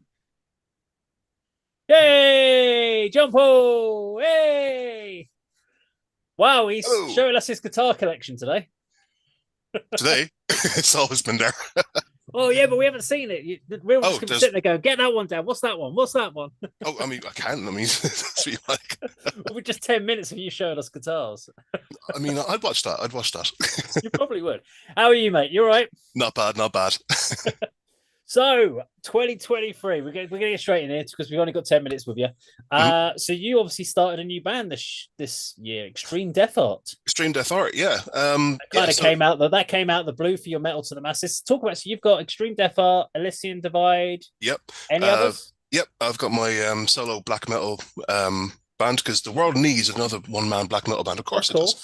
Yep, that's going to start doing stuff next year once I get the two main bands happy. And a fourth thing, which I'm going to keep in my back pocket, because I don't know if I'll get time for it this year, but if I do, it'll be great. You've frozen. Oh, you'll have to tell us when it comes out, when you do it. About this last 12 months then. Last 12 months. So, Extreme Death Art. We kind of got that pinned together January, February. And there's a lot of people noticed that you borrowed our vocalist. It's our vocalist's cousin. Singer. Kelly. So the first gig, we didn't even have a vocalist. And I think that we were kind of surprised ourselves when we actually went through. I thought, we can't be that good. Come on. And to get all the way through to the final, especially when we got Chris, our vocalist, we fed him a lot of lasagna, and he learned a lot of lyrics, forgot all of them come gig day. And yeah, we made it to the grand final. We thought this is pretty cool. Yeah, so that was 2023 for Extreme Death Art. Elysian Divide has been doing bits and pieces as well. We did a little mini tour around Birmingham, and yeah, it's been pretty cool. Andy? Yeah, I was just going to pick up on. Well, you've already been discussed this evening, John. I don't know if you realise we had Yeah. Earthbound, and he was very disappointed that you didn't recognise him at the Grimfest. Yeah, A couple of weeks ago. yeah. So Took his basically, what hand and happens? say, "Do I know you?" So I think it was October. I got absolutely slammed health-wise. I got pneumonia, which is probably the most scariest thing I've ever had. It basically feels like you're drowning 24/7. So kind of Grimfest, it was kind of touch and go whether I was actually going to do the gig with Extreme Death Art or not. It was going to be like a four piece, and I decided, I'm going to do it anyway. But kind of after our set, I was absolutely drained. So meeting people, I was like, yeah, okay. I made about half an hour, and I said to the wife, "Look, let's go. I'm about to go face down here." So I'm going to blame that completely on my bad health at that point. Fair enough. I mean, you mentioned Chris as well, your vocalist. As you said, you done a lot of vocals, and we're sitting watching. This is because we didn't know much about Extreme Death Art. This really good death metal, and you're doing the introductions to the songs. You're kind of delivering quite a bit of vocals. And I'm thinking, are they looking for a vocalist, or is this the sort of performance this band are going to give? But then you got Chris in on the quarters. He was a little nervous, and you could see he was quite brand new to the band. I think he had 3 weeks with you and an hour's rehearsal, I think you said. Yeah. But the semi in the final, he absolutely nailed it. And what a find he is, and all credit to him and yourselves for the progress the band made this year. Brilliant job. It's all the lasagna. That's what I'm blaming it on. It's like Garfield. Is there plans for a sort of release from the band in 2024, EP or an album? Yep. So there's a few avenues that we're chasing up in how to facilitate that. But certainly 2024 there will be a release. So kind of both the main bands are having releases in 2024, both ED and ADK. So yeah, watch the space. Once we've got stuff to announce, and we'll do that. Kirk? What did you think of the In Flames album this year? Terrible. What a waste. What an absolute waste. Yeah. Awful. I know you're a fan, so I just wanted to know what your verdict was. Yeah, I was the same. I thought there were 3 or 4 return to form type songs, but the album, there was some embarrassing stuff like that, wasn't there? Yeah. I was with them all the way up to Colony, and after Colony, they forgot how to write anything, and it's just like, you know what? Just stop. Just go home. We don't need any more. But if you do want to know my album for 2023, is And Oceans, as in Garden, so in Tomb. If you've not heard of And Oceans, go and check them out. They're fantastic. Are they from the Netherlands? I think I interviewed the former guitar player last week. He's now in a band called Autark, Michel Nienhuis. He was talking about them. Yeah, that's it. So they did Havoc Unit as well. But yeah, a lot of the End Ocean stuff. They kind of stopped around 2002. I think their last album was Dynamic Gallery of Thoughts, and then they came back in 2020 with Cosmic World Mother, and this year's album is fantastic. Cannot rate them highly enough. Right. Well, are they like a progressive rock band? What type of music is it? Black metal. Oh, right. Okay. I like my black metal. Rock. Oh, no, wait. rock. And Ocean. So, no, I'm getting them mixed up. They're the Finnish band, aren't they? Finnish. Right. Yes. Yeah. I was getting mixed up with another band that has a similar title. Yeah. I that came out in January, I think, didn't it, that album? Yeah. There's a lot of oceans in metal. There's, the ocean. The ocean. Yeah, bodies of water, they form really highly in metal bands. I'm going to ask a question that's actually about the bands that you're in, rather than some random thing. just kind of get it back on track a little bit here. I'm curious. Obviously, with Extreme Death Art and Elysian Divide, the stylization of the music is very different. Mm-hmm. So when you're writing, do you just save it until you go in the studio and you're just jamming, or is it a case that you kind of go, I'm in the mood for an Elysian Divide style stuff, and I'm just going to set up, put in the record, put a click track in, and try and write something towards an Elysian? Or is it a case of put the click track on and just see where it goes, and then go, do you know what, that sound perfect in an Elysian Divide track, or this would sound better with an EDA? Do you kind of start compartmentalizing a little bit? Yeah. and then putting them towards different people. I mean, I do a lot of the kind of writing here. I call it a studio, but it's really a room in a house with guitars in it. I mean, it's kind of like when you say, "Yeah, we're on tour." No, you got a set of gigs. That's not a tour. Yeah. Yeah, keep it real. But I do a lot of the writing here. So if I'm writing specifically something for Elysian Divide, then I pick up a 7-string and see what flows out. But I've always had this belief, and I think I got it from an old Guitarist magazine interview. I've always believed that guitars have a certain number of songs in them for that particular guitarist. So every one of these guitars here, I still have them because there's more songs in them for me. Guitars that I don't have anymore, I've sold on because I'm not getting any more out of it. So whenever I'm writing, a particular song, it's a particular guitar song. It sounds weird, I know, but I believe Hang on. Now, is this just a justification to buy more guitars? It's what I tell the wife. Yes. I've heard this. I've heard this reasoning before. But it is true. You got the woods and the hardware, and they're all playing a part. But yeah, it is very different. Run out of songs. Set. I need the guitar. It's like, yeah, I definitely need another couple of Extreme Death Art guitars. But yeah, it is a thing. So yeah, I mean, because they have very, very different tunings as well. So you got 7-string on the Elysian Divide stuff, and you got C tuning on Extreme Death Art. So yeah, it is a different mindset. It's actually true because I actually own a lot of guitars, and I do find sometimes when I'm trying to write something, I'll pick one guitar up and I'm like, I'm not vibing on this, and I'll grab a slight. I'll have like a Schecter or something, and I'll play that, and I'm like, no. Then I'll grab a Les Paul. And I'm like, yeah, straight away, you pick up a Les Paul, you start playing like bluesy groove riffs. You don't start playing fast, thrashy stuff on a Les Paul. It just doesn't naturally come out. Or you pick up a Telecaster, and you start playing these clean blues licks and stuff on it. And they are very much where you kind of go for inspiration for stuff. But you don't do it as a drummer. It's not like drummers have multiple drum kits for inspiration. Just go, no. That'll get very, very large. Yeah. Maybe a cowbell every so often. You're like, I've got to get a cowbell for it. Maybe change the snare. Although if you use a MIDI drummer and you got all the different drum kits in the world. Typewriter drums. Have we got any music videos or anything coming from the bands for next year? Yes, Elysian Divide has just finished recording a music video. That's coming out at some point. Hopefully you'll be sending it to us to have a review. Oh, yeah, that'll be coming your way. Excellent. And of course, when the albums and when recordings come out, hopefully you'll send it to us because you'll obviously give us a chance to give an honest feedback from us. You are literally on the top of the list. Thank you. We do appreciate. And in some cases, you're the only one on the list. We're number one. We call it the exclusive review club.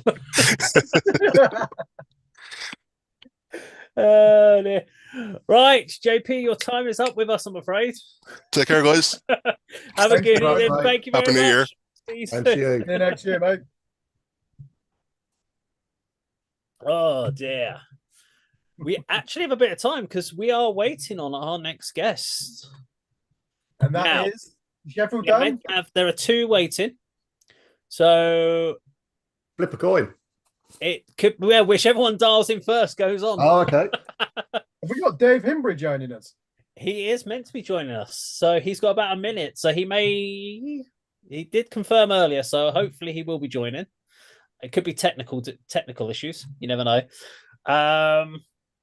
But you know, I never told. Yeah, Sol Negra. That was the other album I was really impressed with this year that we did. I'm shocked though, because that was a 70-minute Death Doom album. I listen to that. But it was more atmospheric to me. It was just sort of, there was just so much going on. I think there's been a few Doom highlights for you this year that really surprised us. I quite like Doom. I have to be in the mindset for it. We done a November's Rain. We done on their music videos, and I think you were quite impressed with that. Oh, there's a track I hadn't heard, and I really liked it as well. And there's a brand new Benfic Realm track that's just come out. Oh, do you know, I'm just thinking that's one of my albums of the year. I emailed Krista today. I did the top 7 vocalists of 2023. I had her in at number 4. This Sunday, we'll check it out. Phenomenal. Yeah, can't wait. When we're doing our reviews this Sunday, Benfic Realm. And also the new Telescribe video. You were there. You're not allowed to comment. You can answer questions instead. I can't say anything about it. If you're not, can I abstain from that review? You appear in it, don't you? And then you did that skit about me. I think it's the word he's looking for, Kirk. Right, quite- come on then. Let's. We have a guest. Let's let him in. Who's it going to be? If we are. Dun, dun, dun, dun, dun, dun, dun, dun, dun, dun. He's coming. His microphone. Waiting for the mic. So if it was Scarlet Ember, we could say she's coming. Yeah, that is true. Hey, Hello. David Hi, Hembry. Dave. How you David doing? Embry. Doing good, guys. How are you? Very well, very well. Welcome to the channel. It's your first time on. It is, yes. We have tried all of last year at some point to get you on for Metal to the Masses, and we're like, I think Cassie represented in the end. But we've got you on finally. We got It's there. good to be here. Yeah, it's got all a bit chaotic with Metal to the Masses trying to do all this stuff, but Cassie did a good job. So 2023, Gevaudan. New album came out this year. Yep, finally. Yep, long time in the works, but we were quite happy to take our time with it, with the sort of with the fact that it was a concept piece. We were more than happy to just take the time we needed to get it absolutely where we wanted it, and we're very happy with the end product. So I just hope everyone else is, really. Because we never did a review on this, did we? Because we didn't get a copy in advance, did we? You guys have definitely checked it out for the aspects of the channel. So what was your thoughts on it? On our album, I mean, we knew we were setting quite a high bar when we said, right, let's do one song, an entire album, just one piece. So we thought, right, this is a very different way of writing as to how we usually would. I mean, we're not exactly shy to do long songs, but I think it caught us by surprise. And when we finally finished it, we sort of looked at each other and went, okay, that was hard work, but considering our trepidation with it, we were very happy with the result. Because can I ask about the tracking of this album? Because normally when you go into a studio to write 8 or 9 songs on an album, you'll go in there as a drummer and you'll be like, right, okay, let's do a take of track number 1, do 4 or 5 takes of track 1, then you do track 2, etc., and you'll do your drums over. But of course, your album's effectively a single song. So how did you approach? You can't have played like press record and replay the whole thing all the way through, did you? Well, did you break it into sections? No, unfortunately, we are incredibly lucky to be working with a producer, Mike Exeter, who has done work with the biggest bands on the planet. The guy's an absolute gem and really made it easy for us. But our approach to it was we took individual sections. I think it was 4 in the end, where we said, right, okay, here's 4 sections where we can focus on this bit, get that bit right, and then we can move on to the next one. There was always a little bit in the song where we could, Mike, being the wizard that he is, could sort of magic us out of the mix and then put the next one into it. So it was 4 sections, focus on one at a time, and we wouldn't move on to the next one until we were happy with the with each movement. So yeah, 4 individual pieces mushed into one big slab. Oh, so did you actually do did you do like section 1, every part of section 1, and then every part of section 2, or did you do like drums for all 4 parts first, and then bass for all 4 parts? How did you approach that? So we instrumentals, we recorded it in one room together with the stuff isolated. So instrumentally, we'll do it all. We'll do it live, much as how we did it with the last one. And then once we got that together, then Adam would do his vocals over the top. And I tell you what, he was an absolute trooper because he managed to get pretty much all the vocals of that down in one day. He just felt the creative juices, and he just kept going. And it was sort of real test of endurance. But he was like, "No, I'm happy to do this," and he absolutely smashed it. Andy? Yeah, congratulations, David. I mean, it's a magnificent piece of work. Andy, thank you very much. I think it was he's posted that it's been an ambition to get a Gevaudan album on vinyl, so he must be absolutely thrilled with that. I certainly am. There it is. It is out on vinyl now. Oh. Yeah, fantastic. I mean, when I first heard it, and understood that it was one track of, or I think it's 45 minutes, isn't it? Yeah. I think there's obviously some, I know there's some Bell Witch fans in the band. Are you going to? Is the next release going to be to Bell Witch's longevity of a track, or are you going to sort of go back to the sort of standard Gevaudan sort of 3 or 4 track release for the next album? Have you thought that far ahead? I mean, we're certainly more open to going back to doing what you could say standard songs. But to be honest, it's when we get back together in the room, we'll just see how we're feeling at that moment. When we'll put our heads together and see exactly where we're at, because you never know, we might have one of us might have some idea that we all latch onto and think, oh yeah, actually that sounds good. So you never know, but for now it's more a sense of we just done the tour, so we had a little bit of time off, and we will get back together at rehearsals in the new year, and then we'll see what we have going forward. But personally, for me, I think we're sort of erring more towards the 4 or 5 songs on a record. But watch this space; you never know. Kirk? Yeah, congratulations. I really enjoyed the album, David. I reviewed it for Screen Blast Repeat and awarded it an 8 out of 10. You seem to have pioneered a new subgenre, progressive funeral doom. Does that that mean? Yeah, I quite like that one. Yeah, it's it's certainly a unique take on the genre. But if it's original, I hope I'll take that. But we actually did get a pretty good interesting quote in a review today from the Screaming Shaman that was like, well, it's definitely funeral doom a la Bell Witch, but it's a little bit quicker. So at points it feels like Bell Witch, but raining blood. I was like, okay, that's 2 ends of the spectrum there. So if we go into funeral speed metal soon, maybe that's a challenge. Yeah, I quite like that. That's David, interesting. So I see that the vinyl comes out on that Belgian boutique label, Moise Music, and they released one of Dave's favorite albums from a band called Sol Negre. Can you just tell us how that arrangement came into being with that Belgian label?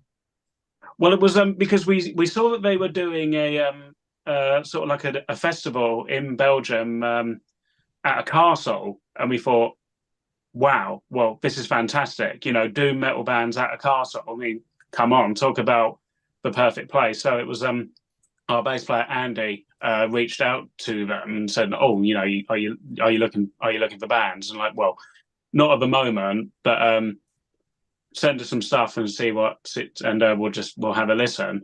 So we sent him a new record, and they came back to us and said, "Well, actually, we really like this, and we'd like to work with you." And so it was very lucky how that came together. But so it sort of all came out of the us basically inquiring as to the festival, which next year Skepticism are headlining. So that's going to be excellent. Our label mates Elders are also playing it. So really good guys to work with. Lucky to come by them, and we enjoy very much working with them. Yeah, just one more thing that intrigued me about the album as well. What are some of the non-metal influences on this 45-minute opus? Because it's quite a dynamic journey as well, isn't it?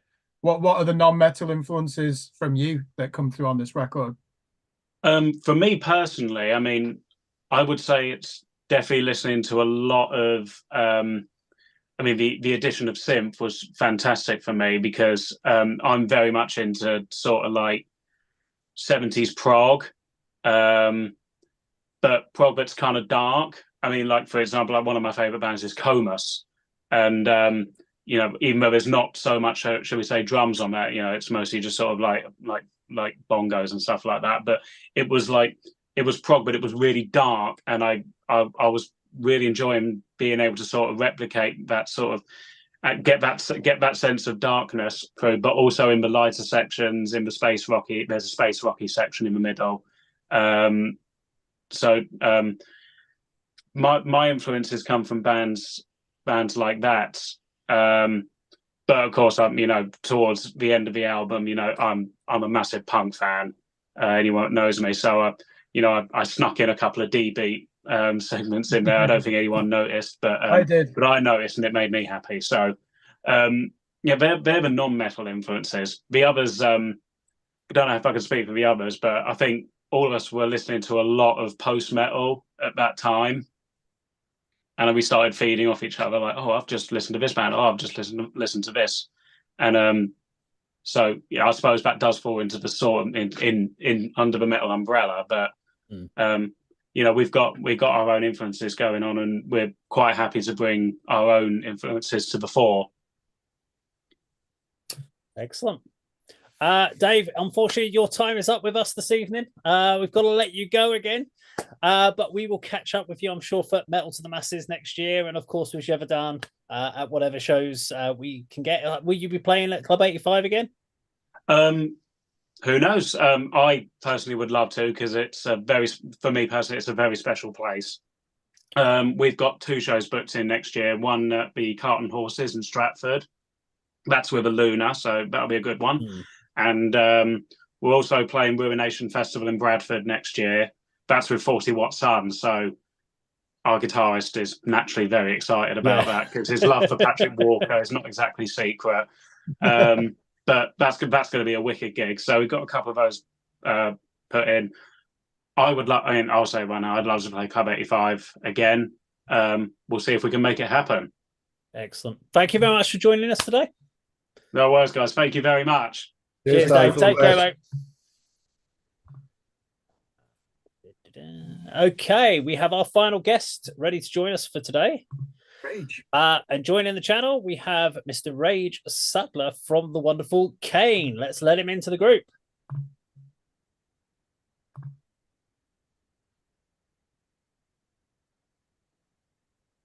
Hey, hello. We have Rage. How you doing, Rage? Hello, how's things? I'm good. Yeah, we're very well. You were like the first person to dial in at 7 o'clock this evening. We're like, well, you got a bit of time here, mate. I just saw 7 o'clock in the meeting and I forgot the actual time you specified. So I thought, oh crap, I better get on for 7. And then I looked back at the message and I was like, oh yeah, no, it's my fault. So okay, you're a bit late. You're a bit late. You got a bit more time to worry about. But how have you been? I'm okay. It's been a hectic couple of weeks. So it's been a busy year for you guys, and well, for yourself personally. For Liam, of course, we're going to ask you a little bit about Liam. Yeah. After your shoulder operation, now with Liam with his arm, but yeah, 2023, going through what you've done, because me and Andy talks. We're both Patreons of Kaine, and we talk about the Patreon deal that you do and the amount of work that you put into promoting your band, the gigging. All the shows that you did when you brought over Riot Act, etc. So tell us a little bit about how 2023 has been for you. So when we started the year off, we were just planning to do the usual sort of gigs we'd normally would do. But the back end of 2022, we'd obviously toured with Elysian Divide and Riot Act. And we jumped on with those guys as kind of a last minute thing. Their support pulled out. They didn't have any equipment to play the UK with, so we agreed to share our equipment. We jump on and did a number of dates, and that was successful. But it obviously put us in touch with the people that sort of manage those people and look after their tours. And thought nothing more of it after that was concluded. I'd put some feelers out early on in 2023, say, we're available for touring, festivals and that, and got completely shut down. No, not interested. No, thanks. So I thought, fine, that's it. We'll just move on as we would do normally.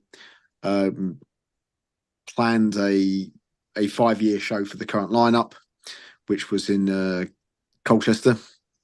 And that's really what the plan was to just continue with our Patreon recordings, of course, put out those releases, because we're a bit behind on those due to COVID. We're still catching up, a year behind because we lost a year during the pandemic. So yeah, we pushed on with that, and then out of the blue, it was like, do you want to be the main support for Chris Holmes, ex-Wasp guitar player? And I was like, well, yeah, we would like to do that. So we put into the wheels into motion to do that. And we went out with him across several dates in sort of England, Wales, and Scotland. And that was a unique experience. Obviously, Chris is quite a well-known character in heavy metal. Most people know him for the sort of the Death of Western Civilization video where he's in that pool downing that bottle of vodka, completely, drunk out of his mind. And he's very much a character. I don't know if you've seen some clips or videos of him. He's very much a character. There's one incident on the tour where somebody told him to turn his guitar down, and he sort of jumped off stage, and it went viral. He went absolutely ballistic, and he was absolutely right to, because we were due to play. What's that venue in London? I'm losing, the Boston Arms Music Room. Yeah, and the people at the bar were complaining the music was too loud, so they came in to tell him to turn down while he was sound checking, and it all kicked off.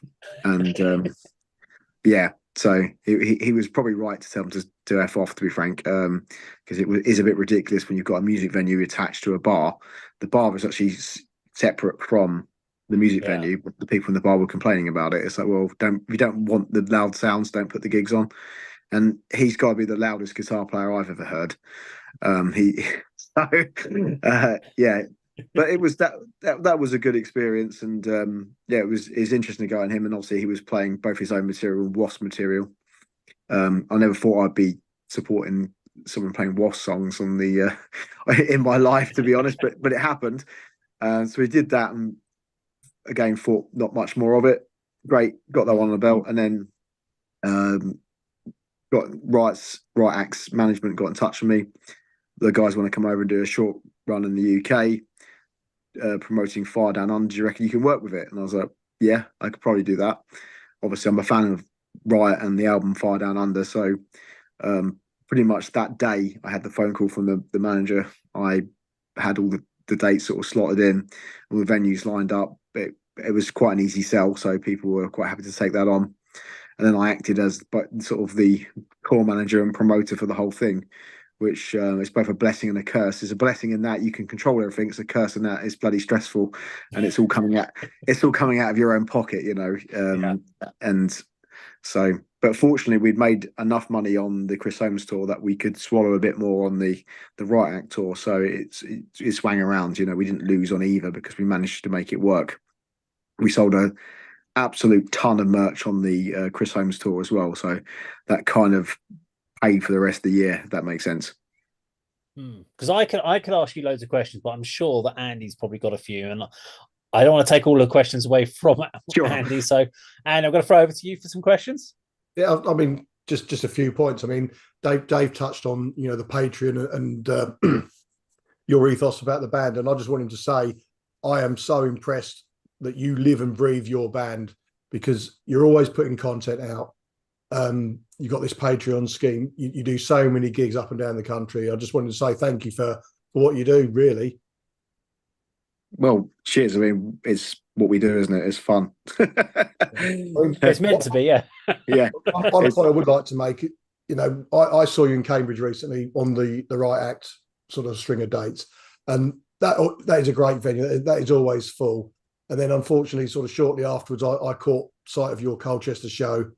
And, I think you were posting sort of videos throughout the evening, sort of live. And it was just such a disappointingly low turnout. How do you as a musician sort of deal with that? Is it just something you accept, or do you still get disappointed? Do you think, well, let's not worry about this one, we've got so much to look forward to? How do you sort of approach that sort of situation? I think you mean the Southend gig we did. Yes, sorry. Yeah, that's obviously Southend is obviously in South Essex, which is, for me, has always been a tough area to break. Southend has one big music venue, which is the Chinneries, and if it doesn't happen there, it doesn't happen anywhere almost. So I trusted the promoter, and I still trust the promoter. He just had a bad night. He puts on a lot of good gigs in Chelmsford and Colchester, and they're usually extremely well attended. So I think he's taken a gamble a bit and reaching out to Southend and trying to start something up there. We were the headliners. We weren't local at all. We have absolutely no traction in Southend whatsoever. People have never seen us play there, I don't think. Maybe we've played there twice since the band formed, and certainly they'd never seen this current lineup. I don't believe either of the other bands that played were local at all or had any connection to that venue or that scene. So there wasn't really anyone there to draw out people. I did do a bit of promotion for it, which obviously didn't work, and I think it's probably because people looked at it and thought, "Who are these bands?" That's not a venue I go to because I'm not interested in going there. It's Chinnery's or nothing in Southend. So I think with that one, we were expecting it to be pretty bad. Unfortunately, it wasn't my last gig ever, because if it would have been my last gig ever, I might have felt that was probably, at least I went out the way I started in front of 10 people or whatever. But, I wasn't overly upset with it. It's just one of those things that happens on occasion. You can get complete stinkers. And even on a run of tour dates, you can have a tour date that will be, a Sunday or whatever. We did a tour with Mordred back in 2014, and we played Bristol at the O2, which is a massive venue.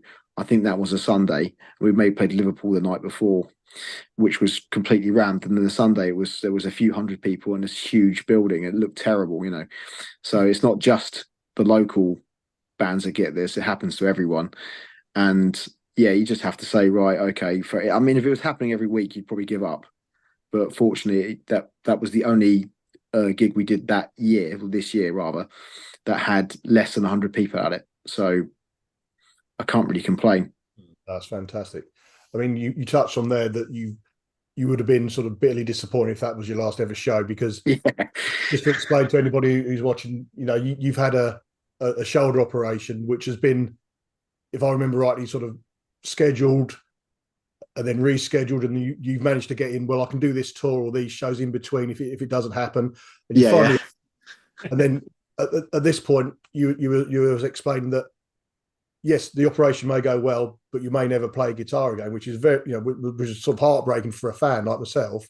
But then you've posted that within a matter of weeks, you're back in the rehearsal studios before you've even had your sort of physio to help your recovery, and you must be absolutely thrilled. Yeah, so I've had a shoulder problem for about a decade, and I've had all the treatments from physio to steroids and everything, and it has nothing worked basically. So it came just before COVID. They were like, okay, we're going to give you the surgery because it's the only thing that's going to clear this. And it actually got worse over the COVID period as well. COVID meant there was no surgery, and I developed other problems. So I had calcific tendonitis in my tendon leading up to the shoulder. I had bursitis in my shoulder, which is the fluid sac. It had expanded beyond the space available in there. And between those two problems, they're basically playing off each other constantly. So I was in agony, and they could fix it, but there's a risk that you end up with frozen shoulder permanently with that. And because of the severity of the situation I was in, they were pretty much saying, look, there's 99% you're probably not going to be playing guitar or doing anything like that again. So I'd accepted, okay, that might be the case, but I was in so much pain that I couldn't carry on playing guitar in that way. I wasn't sleep. I'd maybe get 4 hours a night, sleep a night, that sort of thing. And I also work in the furniture industry for my day job, so I have to lift a lot of things, and I couldn't carry on in that pain. So I had the surgery at Addenbrooke's Hospital. That was fairly straightforward. It's a really good hospital. I was straight in about 7 o'clock in the morning, straight in the theatre, put me under, woke up. They put me on the ward, and as soon as because the pain was gone straight away, obviously, because at that point I'd had the numbing, but I could already feel there was an improvement. And after they were happy with my blood pressure, I was like, right, I've got to pee. I've got to get dressed. So I got dressed, had a pee, and I was walking around and able to sort of get about. And they're like, well, that's interesting. And then spoke to the surgeon and the physio, and they're both along the lines like, you're probably going to make an exceptionally good recovery if this is how you are just now. And then I'd had a further problem develop in the months leading up to the surgery, where I lost feeling in my right hand completely. And it was just a constant like pins and needles feeling. So that had gone straight away. That was the first thing that went. Then as the numbing wore off, obviously there was a bit of surgery, post-surgery pain from where they'd gone in, and obviously where the wound were healing. However, the pain was so much less than before, and I was able within a few days to lift my arm, do stuff that they said would take ages. They reckon it could be 6 months minimum before I'd be doing anything strenuous. And I was thinking, actually, this is not feeling too bad.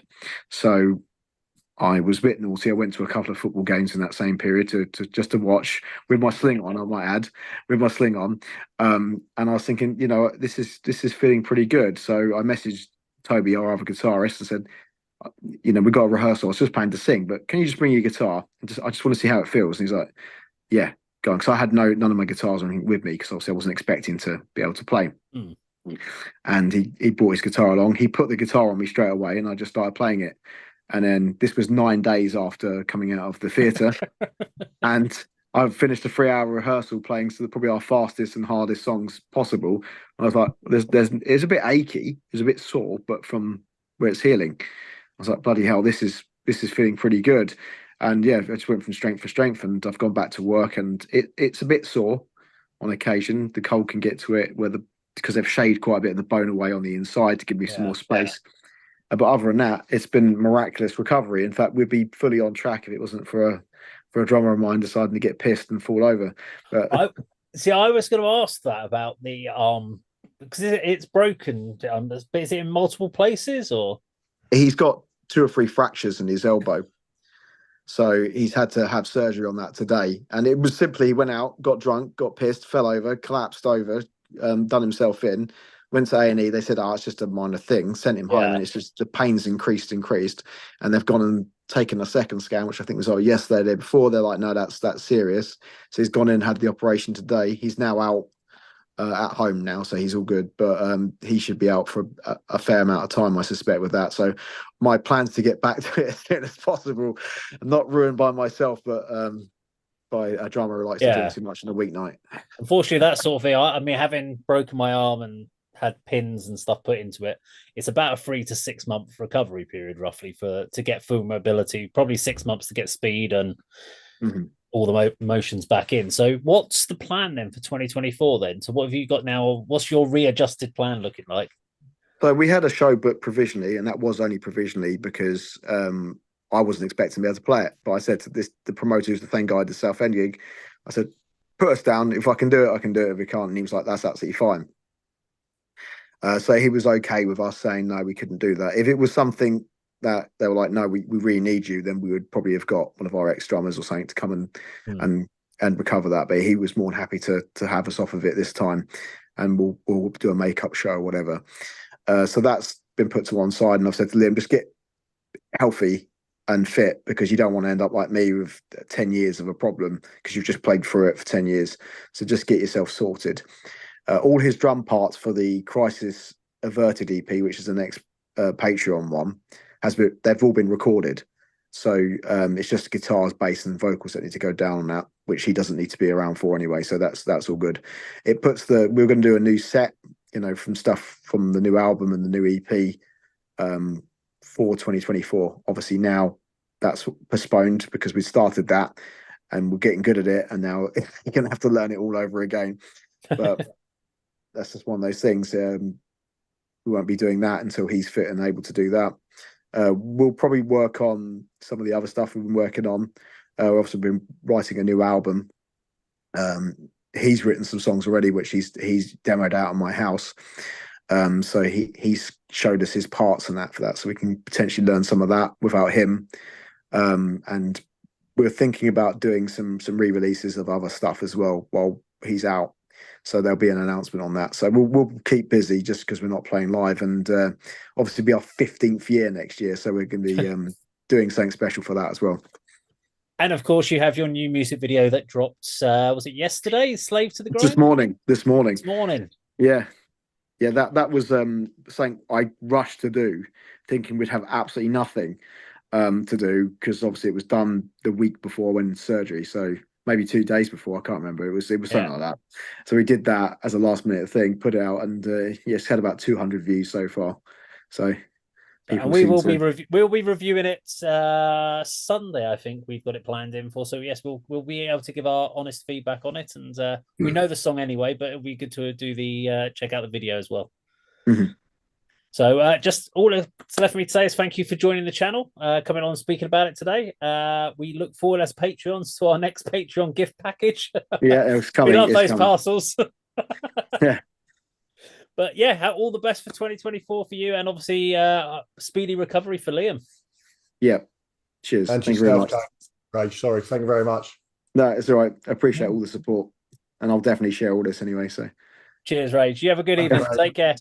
see ya. I now need to know how to exit Zoom. There we go. That's the See. technical. See. I thought you might invite me Okay, in with that a is it. question though, Dave. That was our last guest for this evening. So for the few people that have stayed around to the end of the day, thank you very much for that. After 2 hours and 4 minutes of us talking bollocks for Fucking all-day festival, isn't it? We've had. People in the middle probably got the most views rather than the beginning and the end. It's do you know what? Our peak time, we've actually, it's between 7:30 and 8:30 was fairly consistent.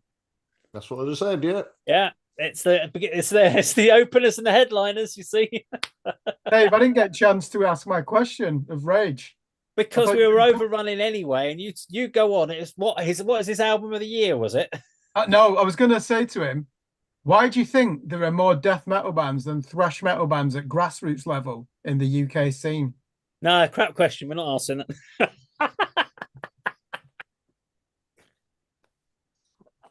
I can tell you why, because death metal's easier to play than thrash. Oh, I don't know. I just would have been interested in his opinion on that. Put him on the spot. Do you know what I think? The problem is that I actually genuinely think that people don't see thrash as a viable option because of the vocals. Thrash metal vocals are a lot cleaner. Yeah, it's hard to do, isn't it? The vocals. And so a lot of people can do the guttural heavy vocals, but they can't actually sing clean. They can't do that big, heavy, the gruff, clean stuff, and that's where their issues are. I think that's why you get death metal vocalists. But anyway, that's it for our end of year. Thank you everyone that stayed around to watch. If you're watching it on the live stream, thank you for staying along. If you're watching it on the catch up and watching it, it's not like an iPlayer or anything, but if you're watching it on one of the uploaded videos on YouTube, then please thank you very much for checking it out. And we will, of course, be re-uploading it as a separate video again, rather than just a live one. So you can obviously then jump to the sections of each individual that's joined us. And obviously we should thank all those guys that have joined us from the different bands who have been with us today in the scene. There were a few that weren't able to make it today, so apologies for those that couldn't make it. But thank you very much. And of course, thank you to Andy and Kirk for taking the last 12 months with me. And for us all, from us on the channel to everyone else at home, thank you very much. See you in 2024. That's it. Take care, everyone. Now I've got to find the button that says end stream. It's here somewhere. No, I don't know. It's that one. Let's try that. We're off. There we go.